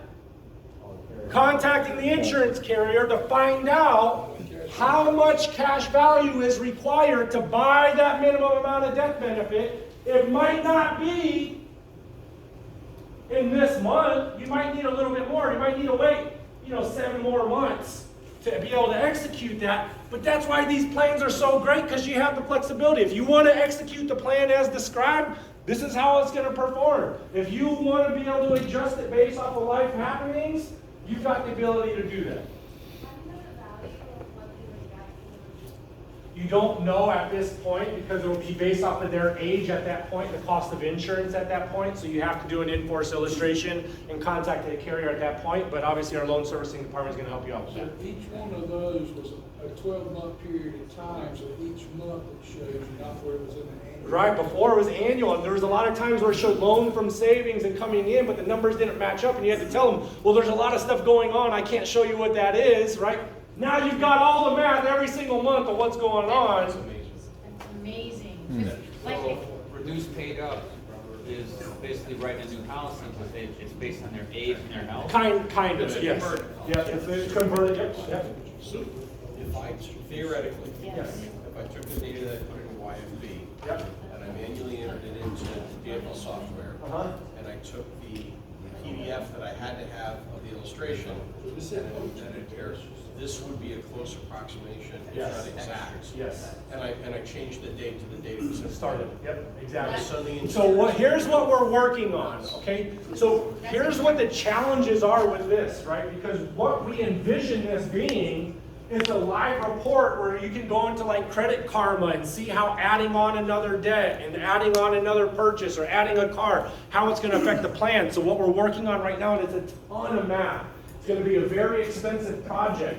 But saying, okay, well, if you're basically 12 years in, if you wanted, or 2 years in, you wanted to add on another debt, or maybe you didn't want to redirect all of the minimum payment, you wanted to do half, that you can freeze it to that point, and just this point right here, instead of 3,700 down to 2,500, see how it affects everything, and be able to make all of this stuff real time and add in real debts. But it's a monster of a project, you guys. So did John Edwards' team do this software or to No. begin with, you outsourced it? No, outsourced. Okay, gotcha. Yeah. Because I don't know how poor people do this. No, no. And everything else they've been doing. Yeah, no, we definitely outsourced this. It took me about 9 months to work with them to get this thing to where it is. But this is just what we call our minimum viable product. This is just our MVP. This is our base product. All the stuff that we have planned for the updates and improvements, the company is bought in.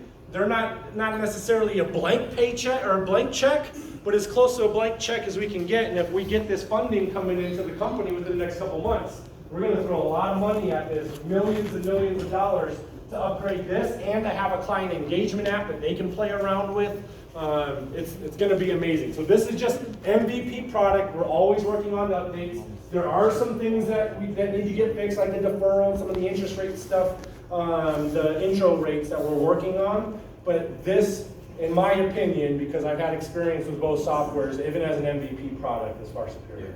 If no one is Clients in California, especially more affluent clients, with YFB, when you're showing what their current debt summary is, it wasn't an accurate representation of what they were doing, because if they were making overpayments to their debts, it showed it as if they were just making minimums. So I would show them their current debt summary and say, hey, this is how long it's going to take you. And they're like, no, it's not, because I'm making $500 overpayments. I'm making $1,000 overpayments. That's not true at all. And I'll be like, yeah, but if you were, this is how long it would take. But let me show you all this other stuff to kind of deflect. And I hated that. I didn't feel good about that. And I was actually a little concerned, to be honest with you.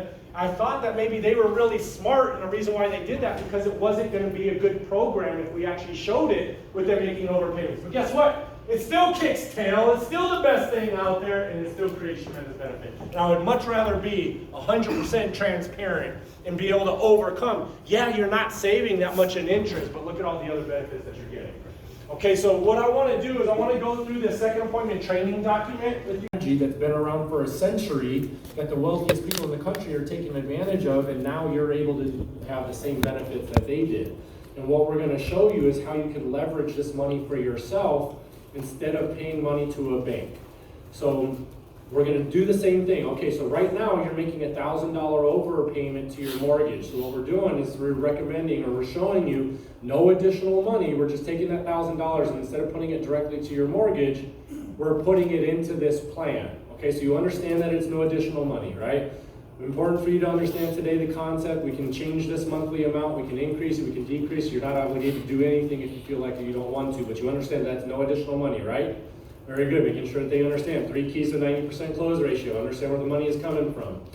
Show them on their current plan, okay, well you got an $899,000 mortgage, your minimum is $4,428, you're making a $1,000 overpayment, great job. Your mindset is in the right place. You want to pay down your debt. You understand the value of not paying interest. So great job for you, because not everybody's in that mindset or has the ability to be in the position that you are. So you want to build them up, make them feel good.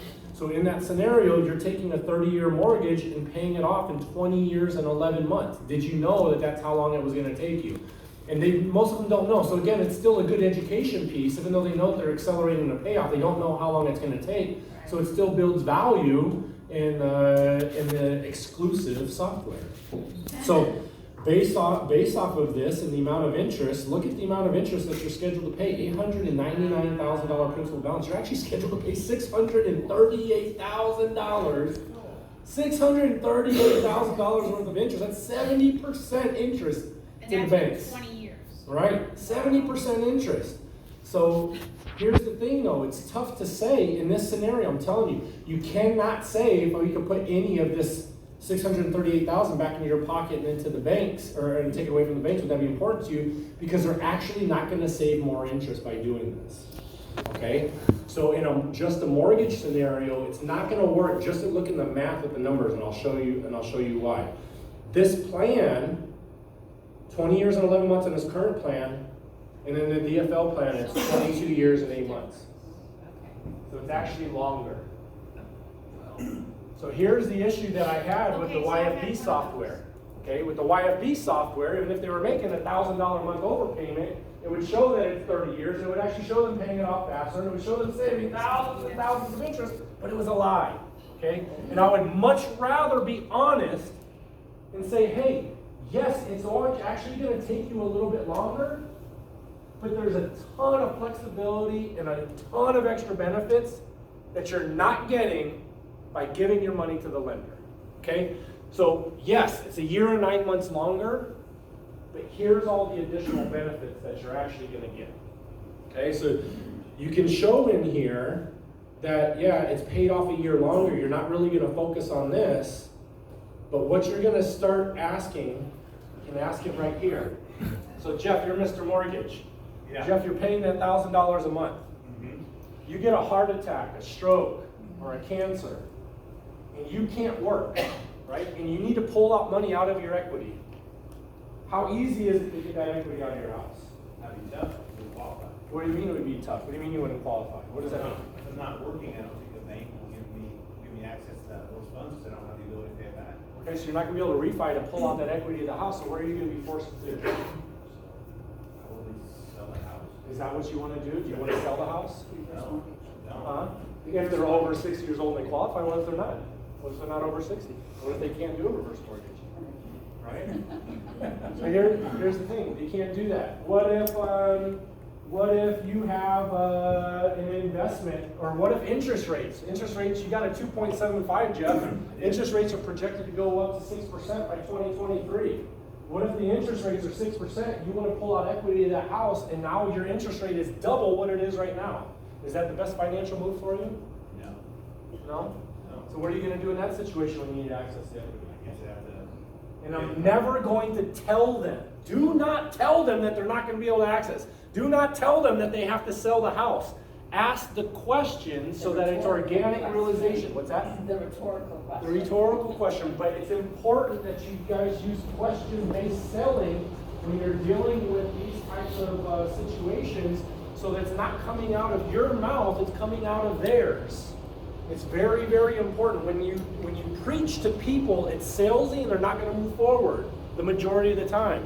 But when you ask questions, and the right questions, and you know what the answers are, right? We know that it's hard for them to access the equity if there's issues in qualifying. We know that interest rates go up. They've got a 2.75, that's going to hurt them more financially. And when you refinance, what does that do? Resets the amortization. So now less money is going to actually paying down the principal.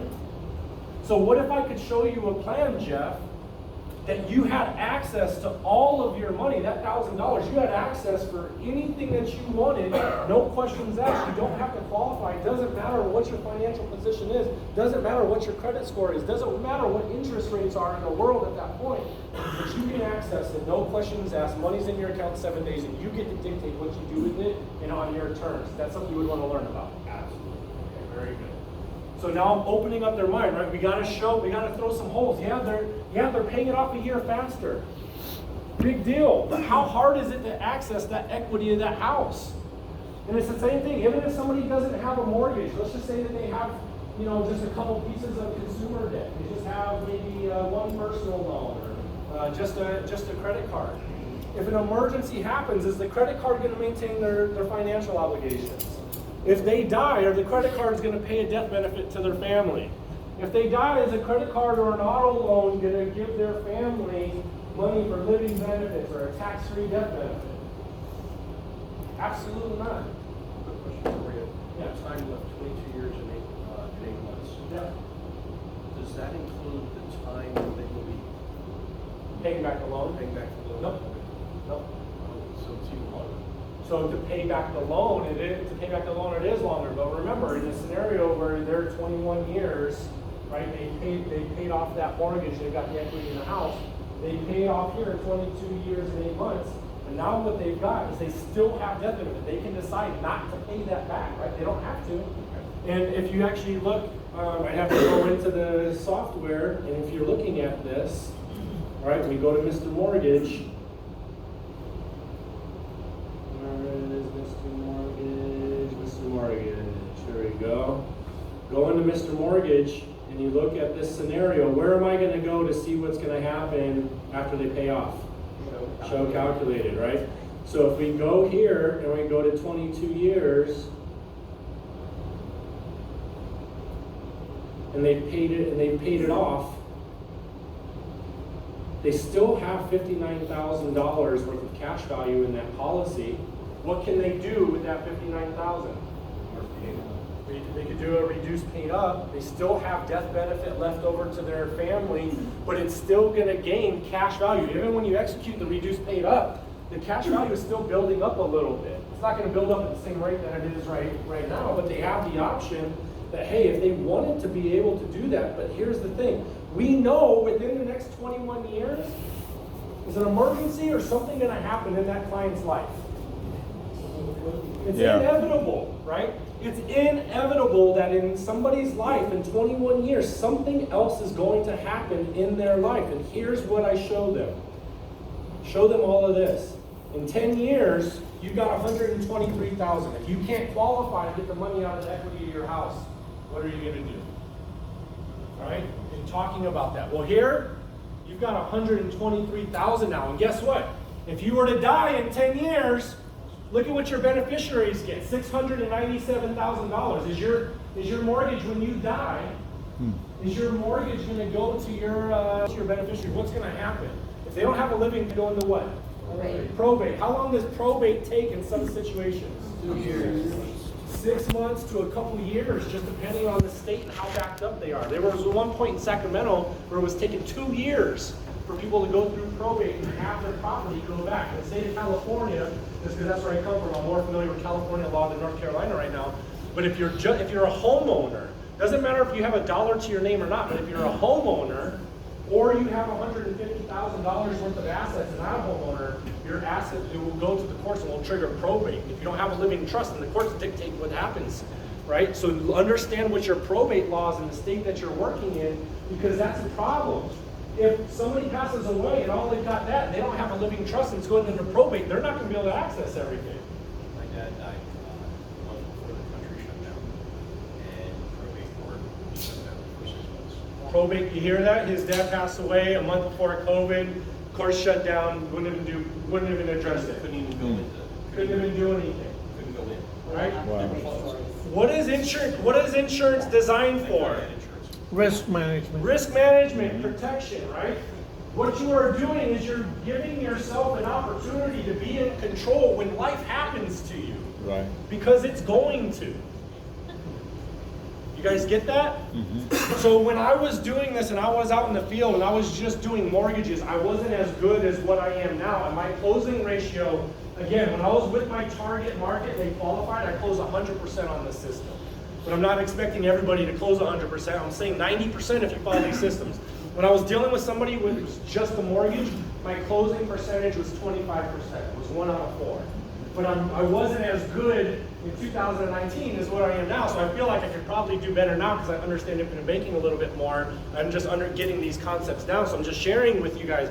When people put money just to a lender, all they're doing is funding and making a lender money. Now they're in control themselves and they have the ability to use this for whatever they want.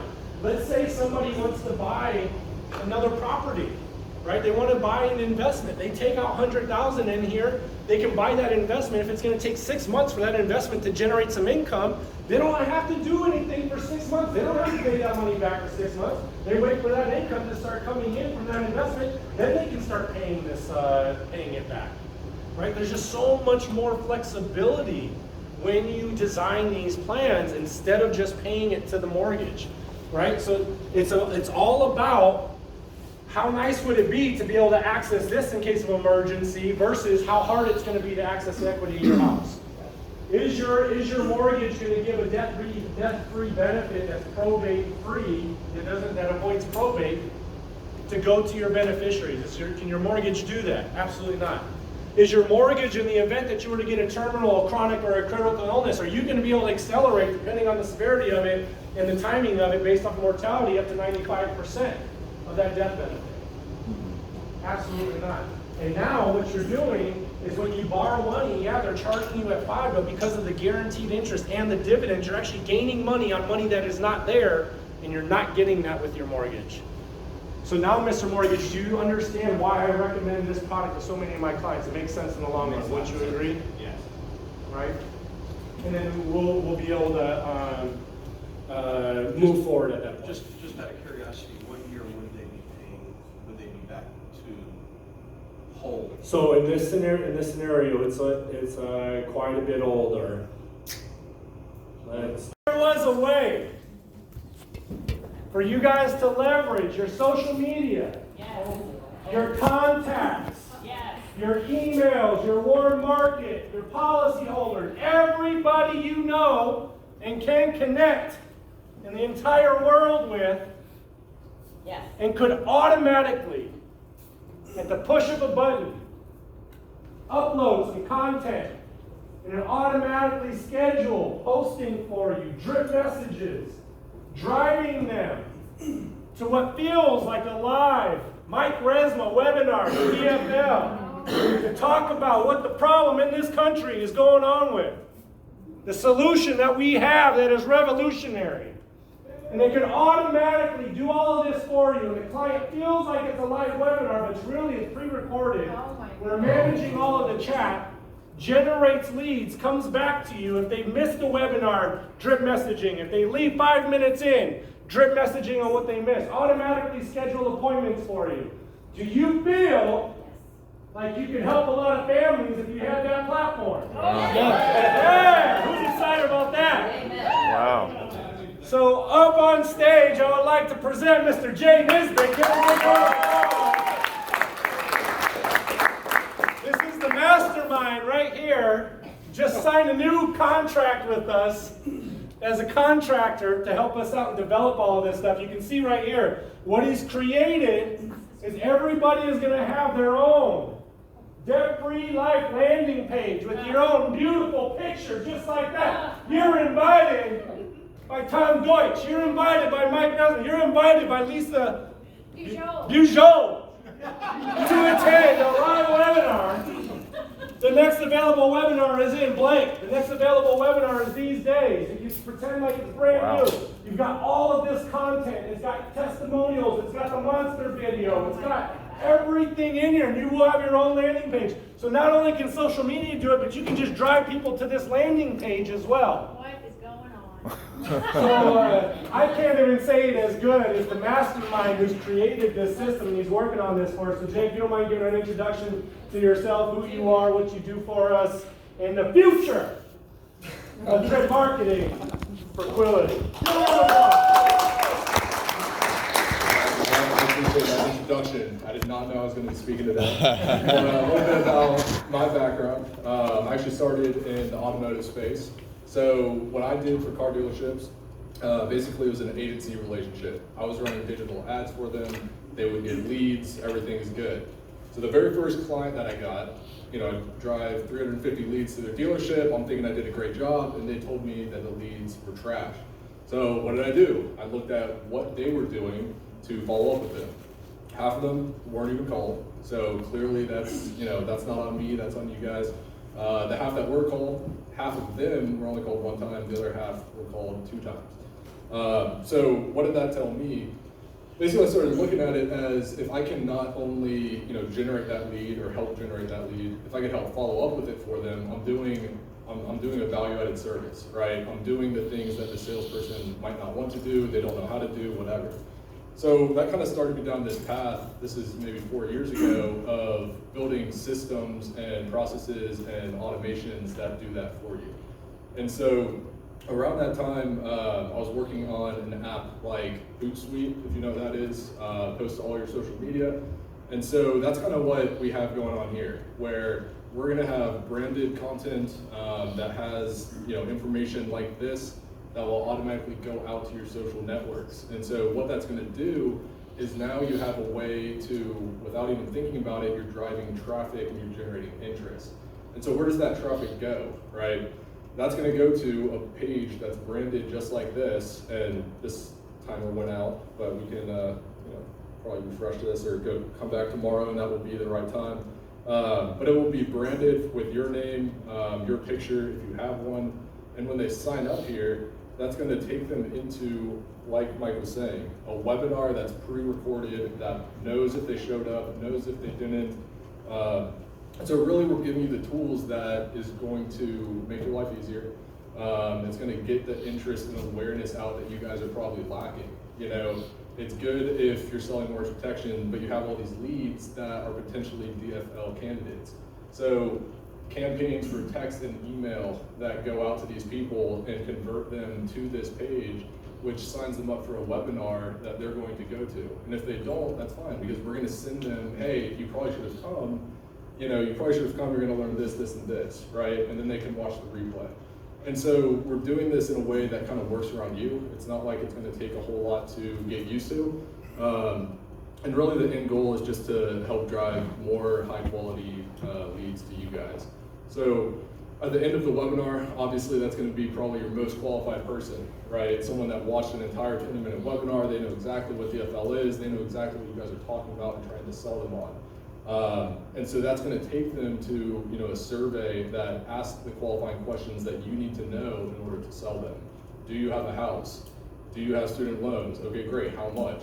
So you're getting all this information before you even go into that call. And so that's why this like role playing and training and stuff like this, you know how to sell that and you know how to approach it. And what you'll start to see over time is how to approach people that answer have student loans as opposed to more, or having a mortgage, or maybe they have credit card debt as opposed to whatever. So I think knowing that information going into the call and having those really high quality leads that are coming to you rather than you trying to knock down the door to get to them, I think that kind of flips the script.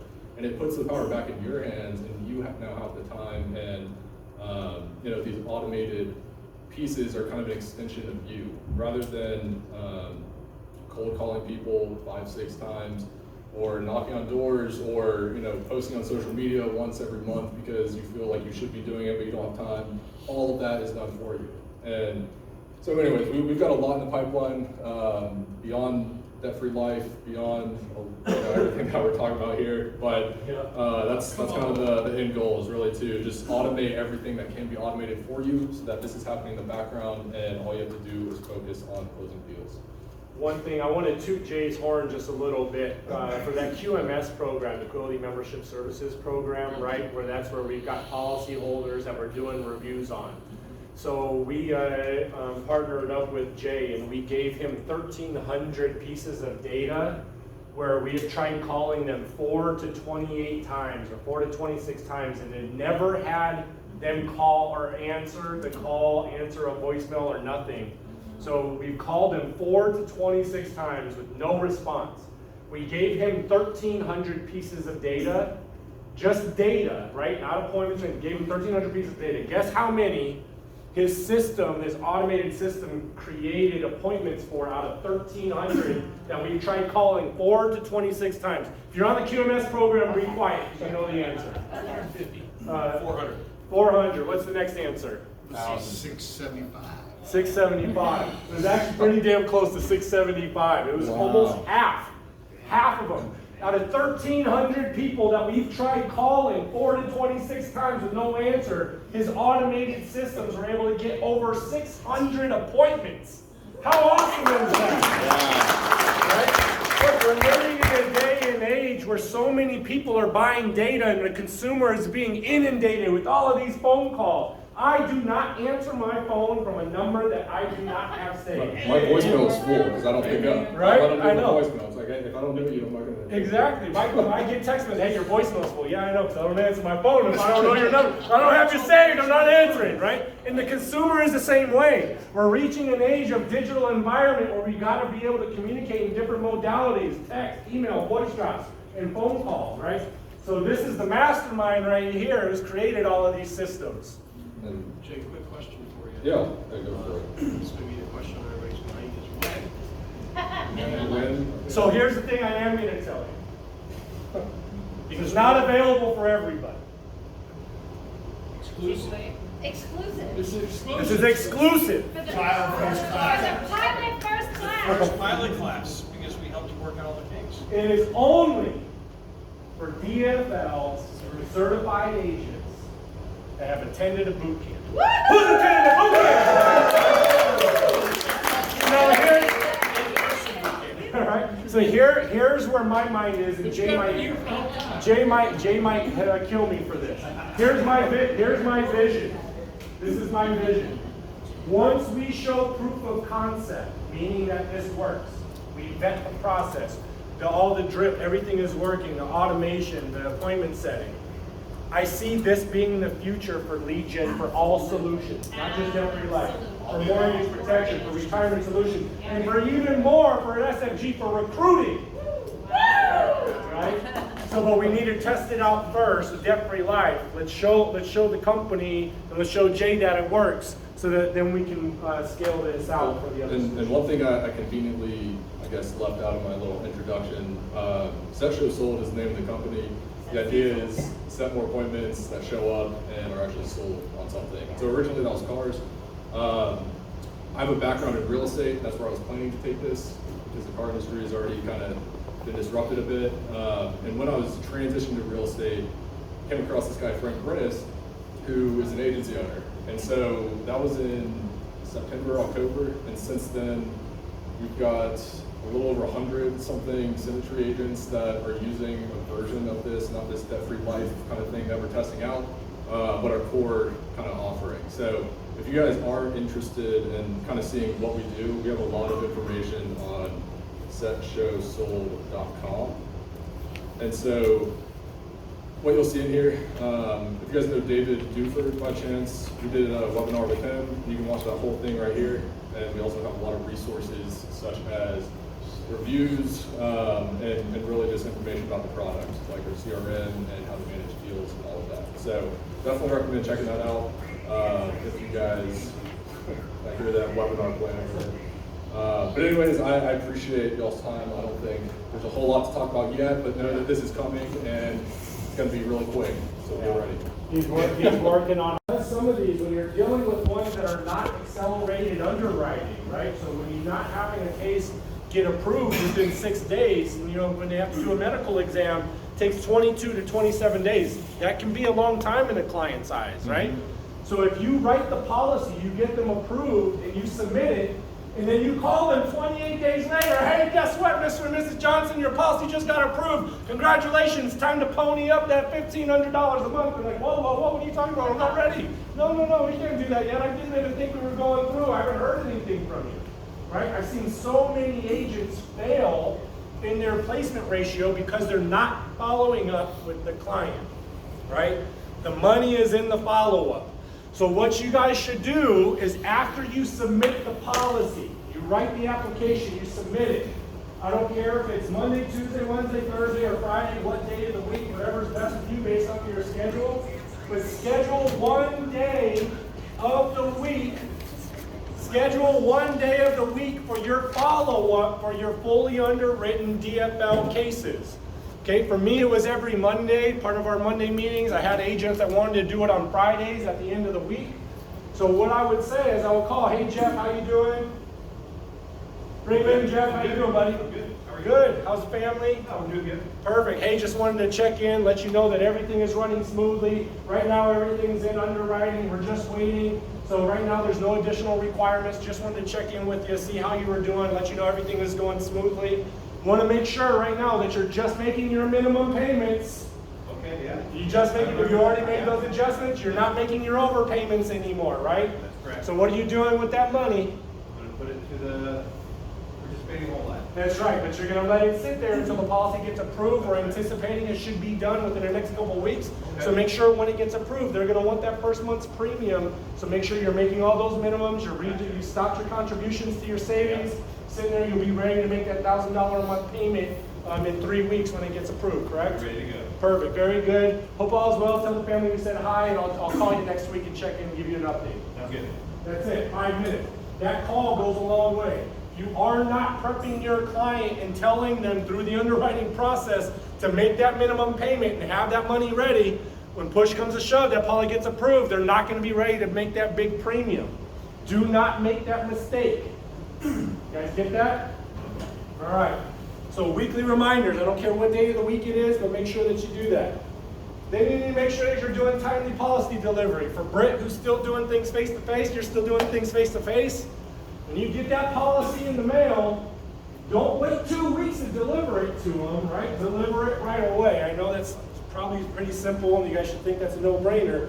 But make sure you're delivering that policy right away. What I have found when delivering the policy, the first thing that you should do is review the new updated DFL report, because when you get an approval, it might come back better than applied for, worse than applied for. You need to rerun a new PDF illustration and upload that into the software, right? So when you get an approval from the carrier, you need to do a new PDF illustration with the carrier, upload it with that approved health rating and the new values.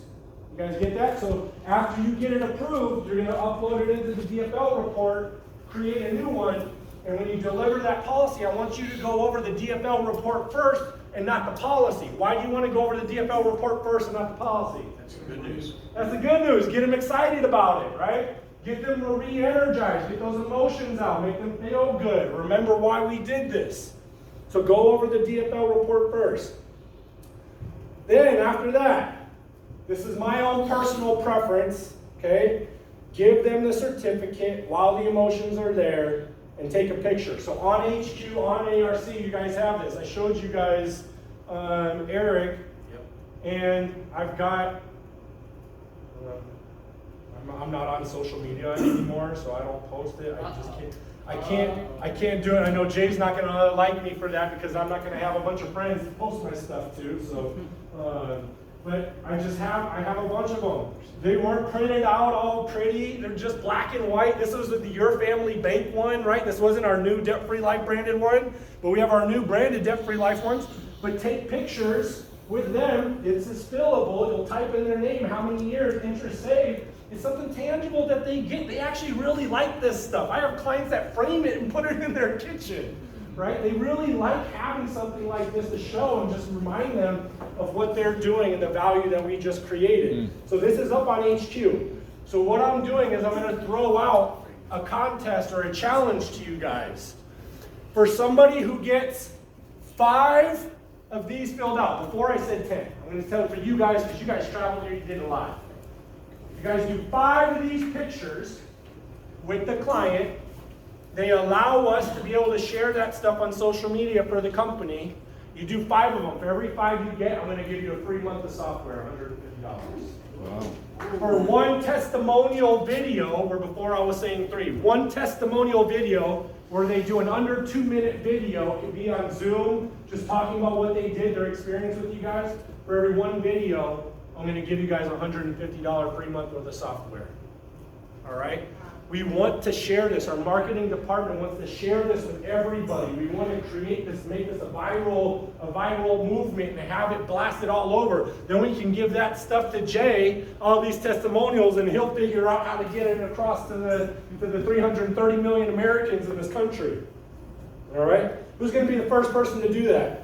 Oh, I like it. There we go. I like it. I like the initiative. So after you do that, then review the policy details and the requirements, right? Maybe there's an amendment that needs to be signed. Maybe you've got some other requirements that need to be filled out. And then what you want to do is you want to match up the illustration from the carrier. That says Forestry, but obviously it could be Lafayette or MTL. So why do I want to review the illustration from the insurance carrier? So I want to go over, because the Debt Free Life report is a third-party software that's saying what their plan is. Who is the actual financial vehicle with?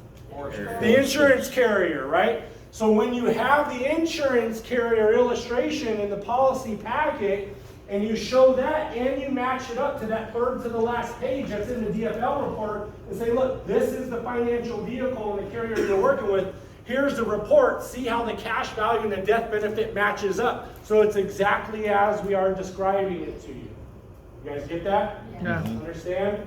All right. Then you're going to want to put their first payoff date in their calendar. And I want you guys to do the first loan. It's good so that they don't feel like you're just passing them off right away. And if you're not getting a bunch of referrals after you sell it, you're going to get a ton right here, because this is when it's real. This is when they get to see the benefits. This is when the emotion really comes out. And they know it wasn't just a sales pitch, and we're actually executing on the plan that we said that we were going to execute on. All right? So you're going to put that first payoff date in their calendar and in your calendar.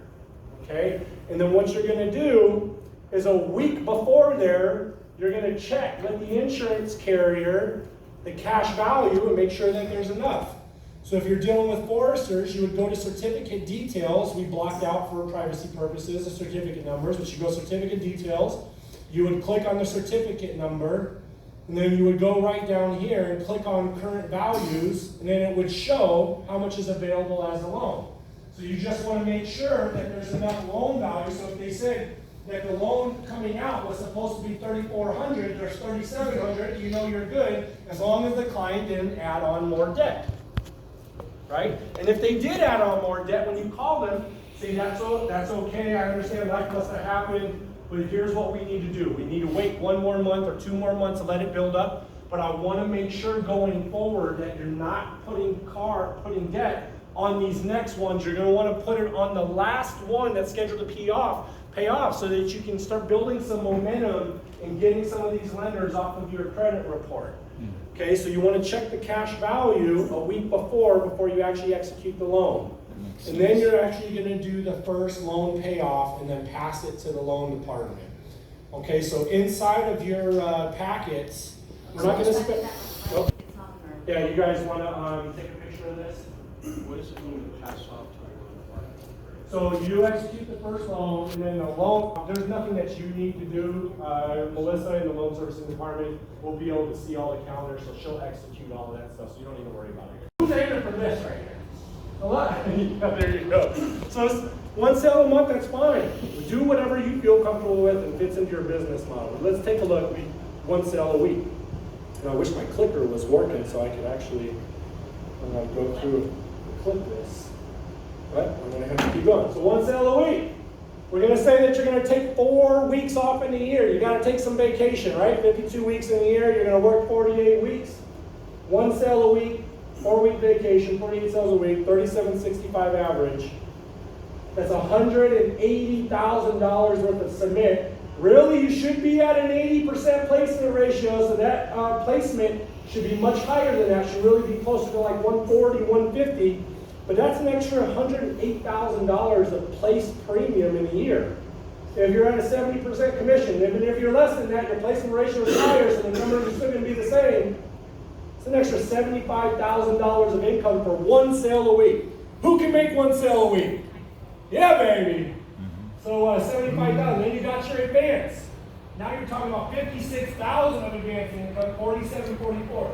What could you do with an extra $4,700 a month by making 1 sale a week? There you go. You invest in more leads, you can get the 4 sales a week, right? More importantly, 1 sale a week, you're talking about $2 million of scheduled interest that you're taking away from the banks on average for 1 sale a week. Who likes those numbers? Right? But the power of lifetime residual. 1 sale a week for 10 years. Now you're talking about 4,500 years 2 and 3, 3,600, 4 through 10, and for the life of them having the policy, an extra $1,300 a month. I was just about to say that. Wow. And based off of what we're saying, 2035, 75% of the benefits, who knows if Social Security is going to be around when I'm here. Right. So I'm banking on all these residuals coming in. And it only did 10 years instead of 40. All right, there you go. And here you go. Imagine you're able to have 10 appointments a week. You see 7. You close 4. You should be higher than 4. If you're using these leads, you're going to be higher than 4 because they're going to be the target market and the people that we are actually able to help out with.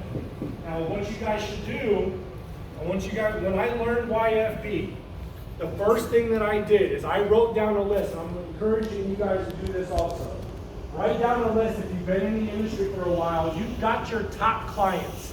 You've got your ones that you know you could call, would do anything for. You've got a great relationship. Call every single one of them between today and next Friday. I wrote down my top 50 clients out of my hundreds of clients, my 50 that I knew I could call and they would meet with me that minute if I asked them to. You guys have those people in your network. Write down that list of people. Go through your contact list and say, hey, I know these people will give me 15 minutes if I ask them to meet with me tomorrow. Contact all of those people between today and next Friday. If you don't do it next week, the odds of you doing it goes down dramatically. And what's going to happen is all this information that you guys just learned is going to fall to the wayside. If you guys do not take action between this Friday and next Friday, the odds of you guys seeing success is going to go down. Who wants to be successful after just spending 2 days being here? Right? So put matters into your own hands. Take action. You guys need to take action right now. Write down those people that you know, whether it's friends and family or your business owners or your policy holders that you have a good connection with, and say, hey, I just learned something new that I want to practice on you. Who said that earlier? Who said, yeah, there's somebody who said, oh, I want to practice on you. So remember the first time we talked? You probably not. Well, one of the things I asked you was what books should I read? But the second question I said is, I want to start a social media campaign where I can drive people to a webinar. And you said you just wait till you come to the booth. That's right. Can I take all my contacts that might not be on my social media and drive that? So what's going to happen is it's going to connect with you have Outlook calendar, Google calendar, or Google email, whatever your email system is. You can upload all of them into the system, and it will automatically. We already gave them 16 assets that has the pictures, the text on what to do. He's creating all of the automation. It will send it to all of your email contacts, your phone contacts, your social media. I'm not on social media, so when we get it, I'm going to send it to all my phone contacts and all my email contacts, right?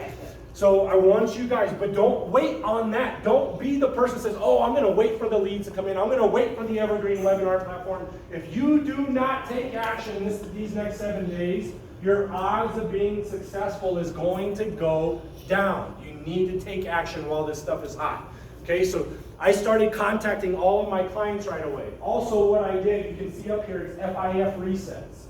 Who here is in Symmetry and has a team of people underneath them?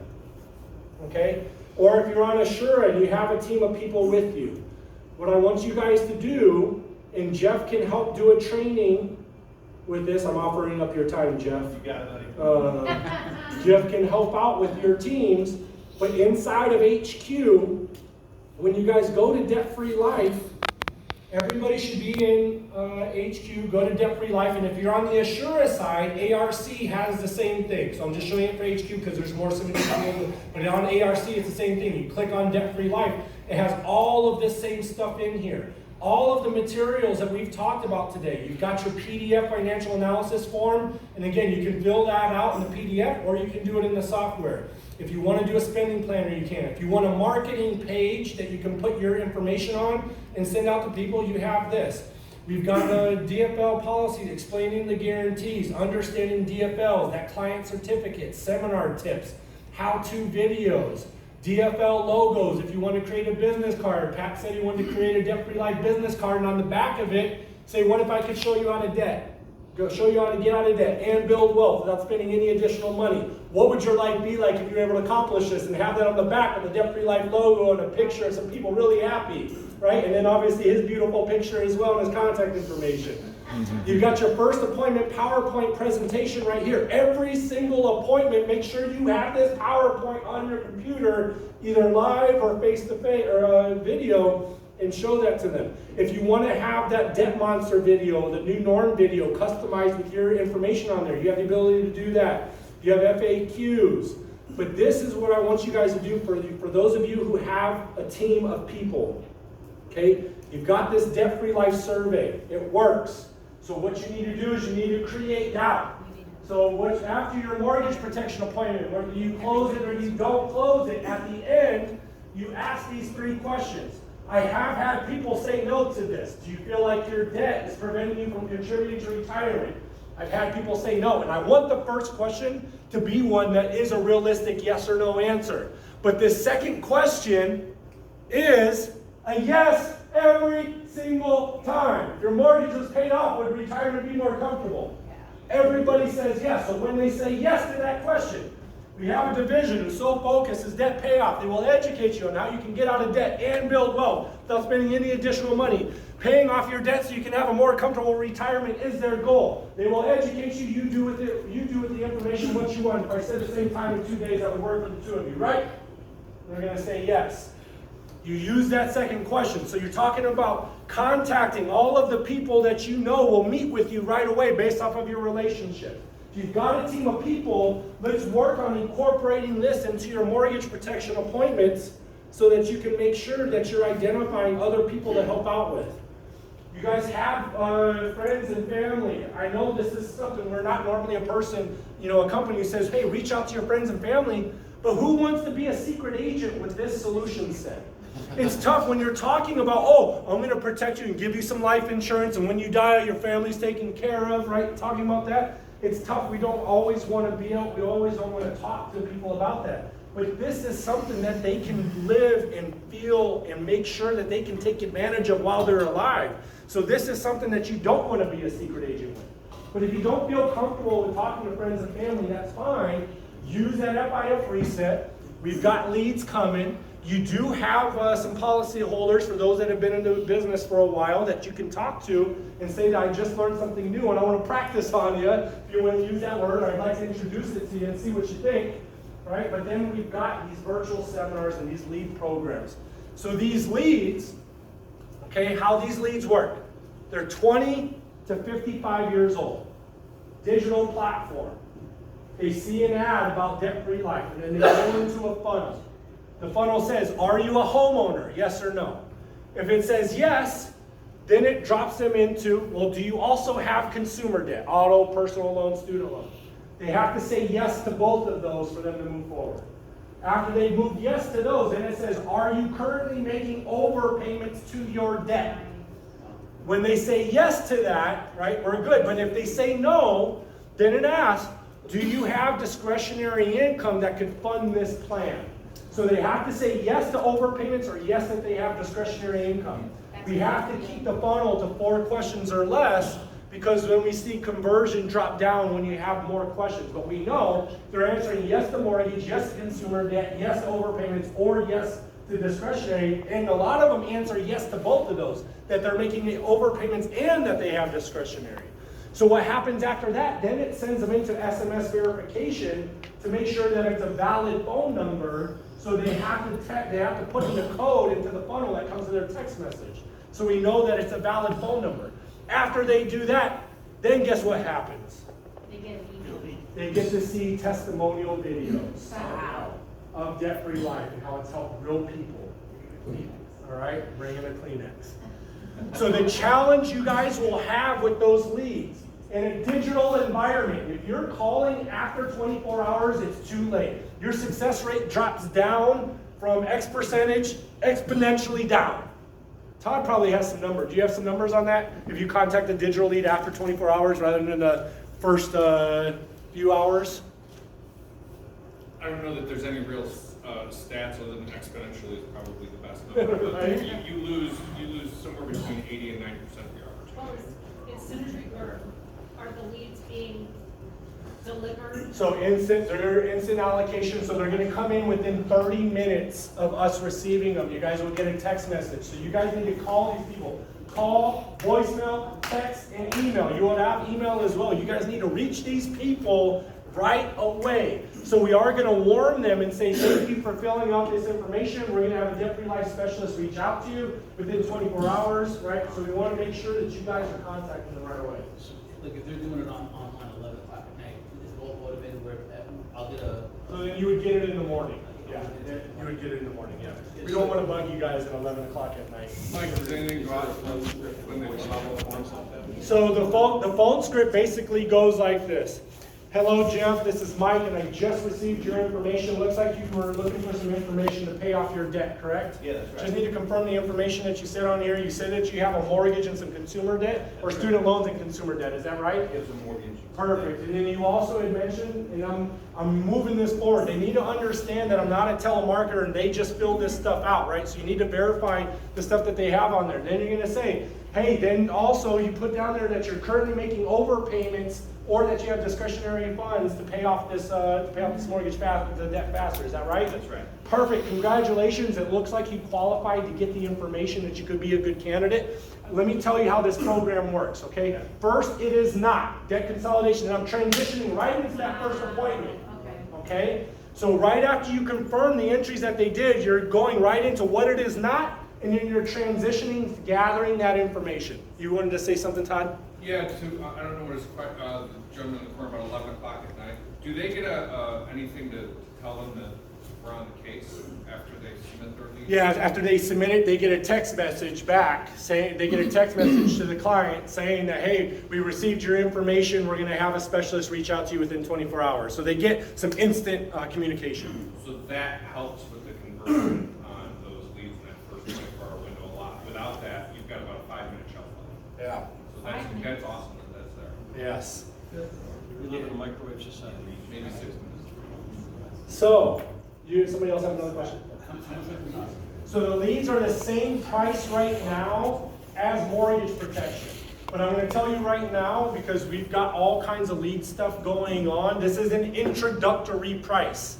Introductory meaning that we're testing conversion, even though what we're seeing right now, for the people that are setting up the appointments and actually dialing and texting and getting in front of them, they're closing 70% of them, and the average case size is $700 a month.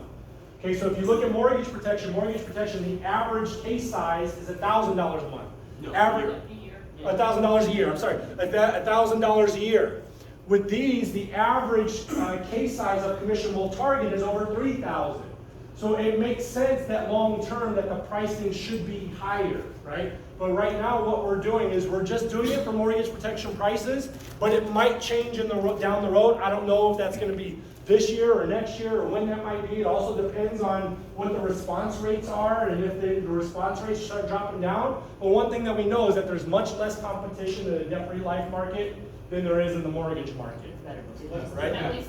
What are the metrics on leads to book ratio?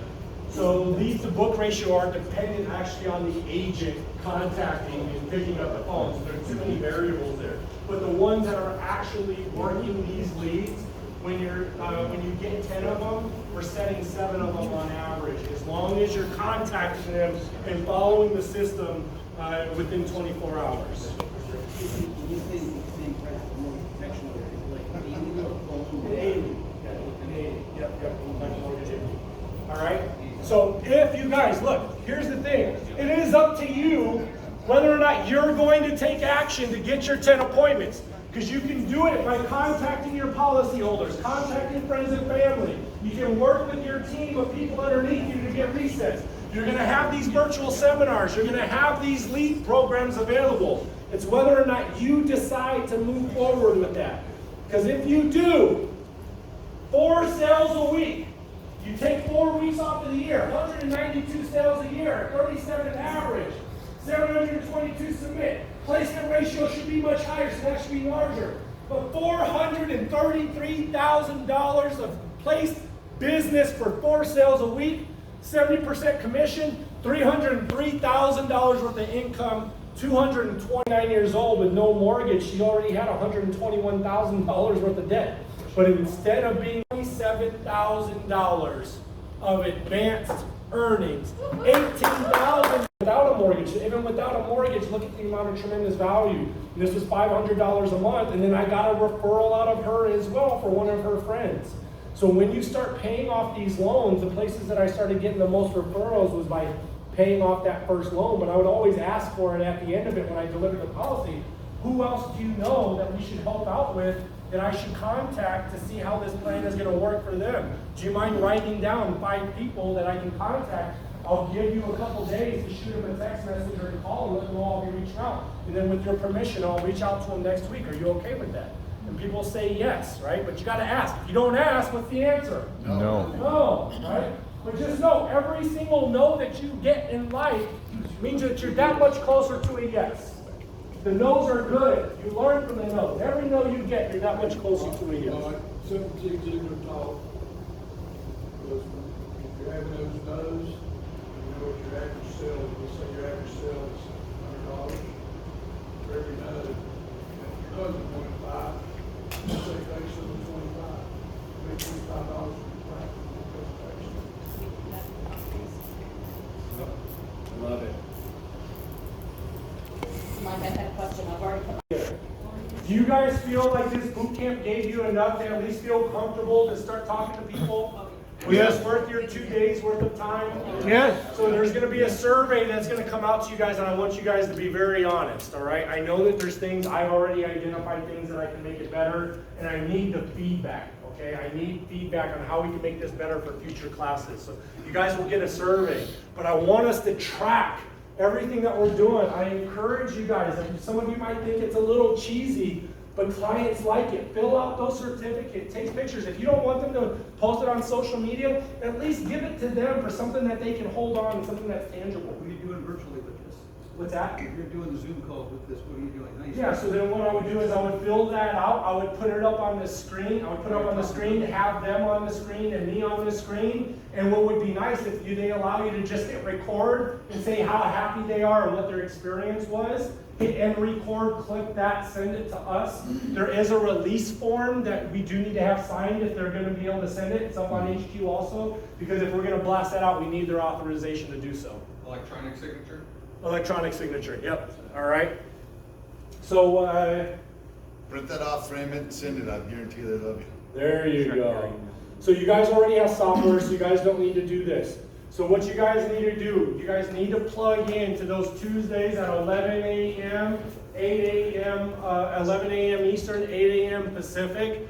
Plug into those webinars. If you guys haven't watched the previous ones, I've heard people say that their goal is to just watch one a day. They're 45 minutes to an hour. You can get caught up on the last 2 months. Maybe watch one a day or one every 2 days to get caught up. Also, what we're working on is we're working on a Quility U Debt-Free Life course. So all of the stuff that we've gone over, I've got recorded, we've edited the videos, we got to do the course creation. So you can go back and watch all of that stuff to get refreshed on everything that we've covered over these last 2 days. And we have access to it because we've already paid for boot camp. Yeah, but not yet. We're still building it. The videos are done. We got to build the courses, but we'll have it done within the next couple of weeks.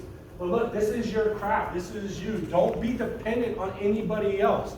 You guys, if you guys take control of your own actions and you reach out to the carriers and dig into this stuff even more, obviously you can reach out to us. I advise that you guys have a running buddy, a peer partner that you communicate with and bounce things off of. There's 34 people in here. You guys just interacted for 2 days. You got some new relationships. Share your phone numbers and contact information. Challenge each other. This is something that if you guys spend the time and you guys actually say, I'm going to commit to this, you guys are going to make an impact in your lives and into the clients' lives. All right? So let's get ready to save and help $1 trillion. Take it away from the banks, put it back into the pockets of the American people, and let's go protect some American families. Go! So I'm going to open it up for some questions. Do you remember the Zoom number for those Tuesdays? So Zoom, if you guys go on to HQ, it's all in there, calls and webinars under Debt-Free Life. It's all on there. It's on ARC as well. Save that in there and plug it in. 3 webinars a week. What's that? You have 3 webinars a week? No, just one. Tuesday at 11 a.m. Eastern. Yep, that's it. Okay. Yep, that's it. But you record them. is what Yeah, you're but we record them so you can go back and watch them all. Okay. Yep. Okay. The appointments. Yes. So Forrester's, the other two that are on the bottom of the HQ page. Foresters, Lafayette, and ATL. Yep. So, rookie question, how do I get appointed with the other two? So contact contracting@quility.com. Your upline can also help you out with that. Perfect. Yeah, oh yeah, AO needs to do. I'm sorry, I'm still learning symmetry. So you go through your AO and they'll do it. Yes, Wayne. Yeah.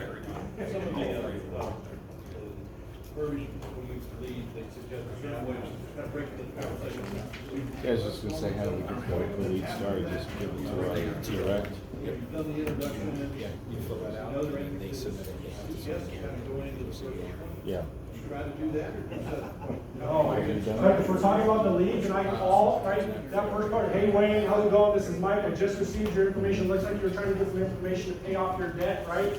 Looks like you answered the questions. Let me confirm this, that you said that you have a mortgage and consumer debt, right? Perfect. You also answered that you're either making overpayments or that you have discretionary income. Is that right?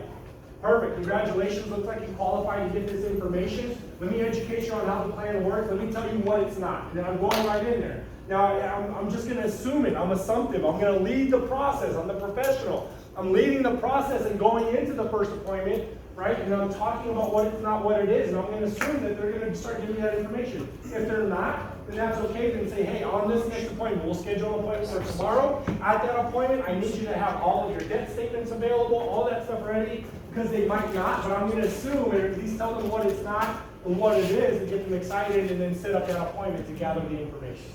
All right? Yeah. But you also gotta have people play. What's that? You spend a phone call, you both play, right? Correct. So that is one piece of it. So what you could do, yeah.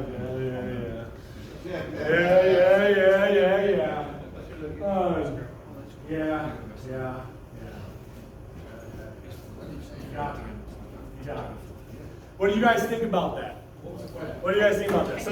So here, we're talking about never doing a one-legger, right?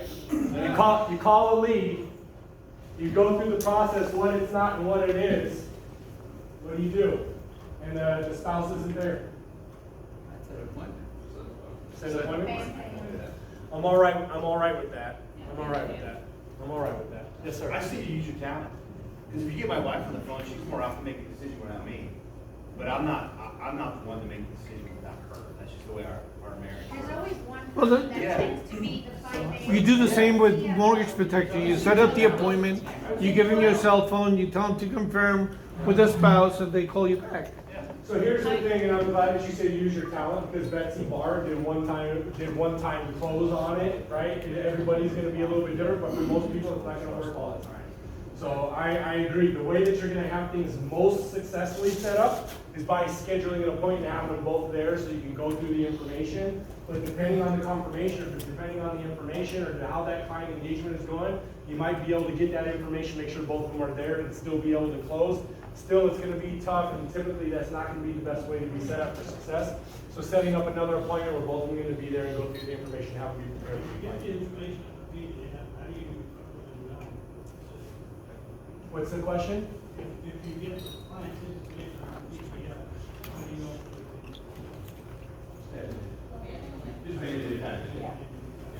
There you go. Yep. All right, yes. Can you possibly go over a little bit about this information? Because I think that's where I lost a few things. This is the old stuff. I hate this information. This is the old software on how we would take out the loan to do this thing. That's why she's lost. Yeah, let's spend a couple minutes after Thank you. this. Because I get So, questions on The old one, I did like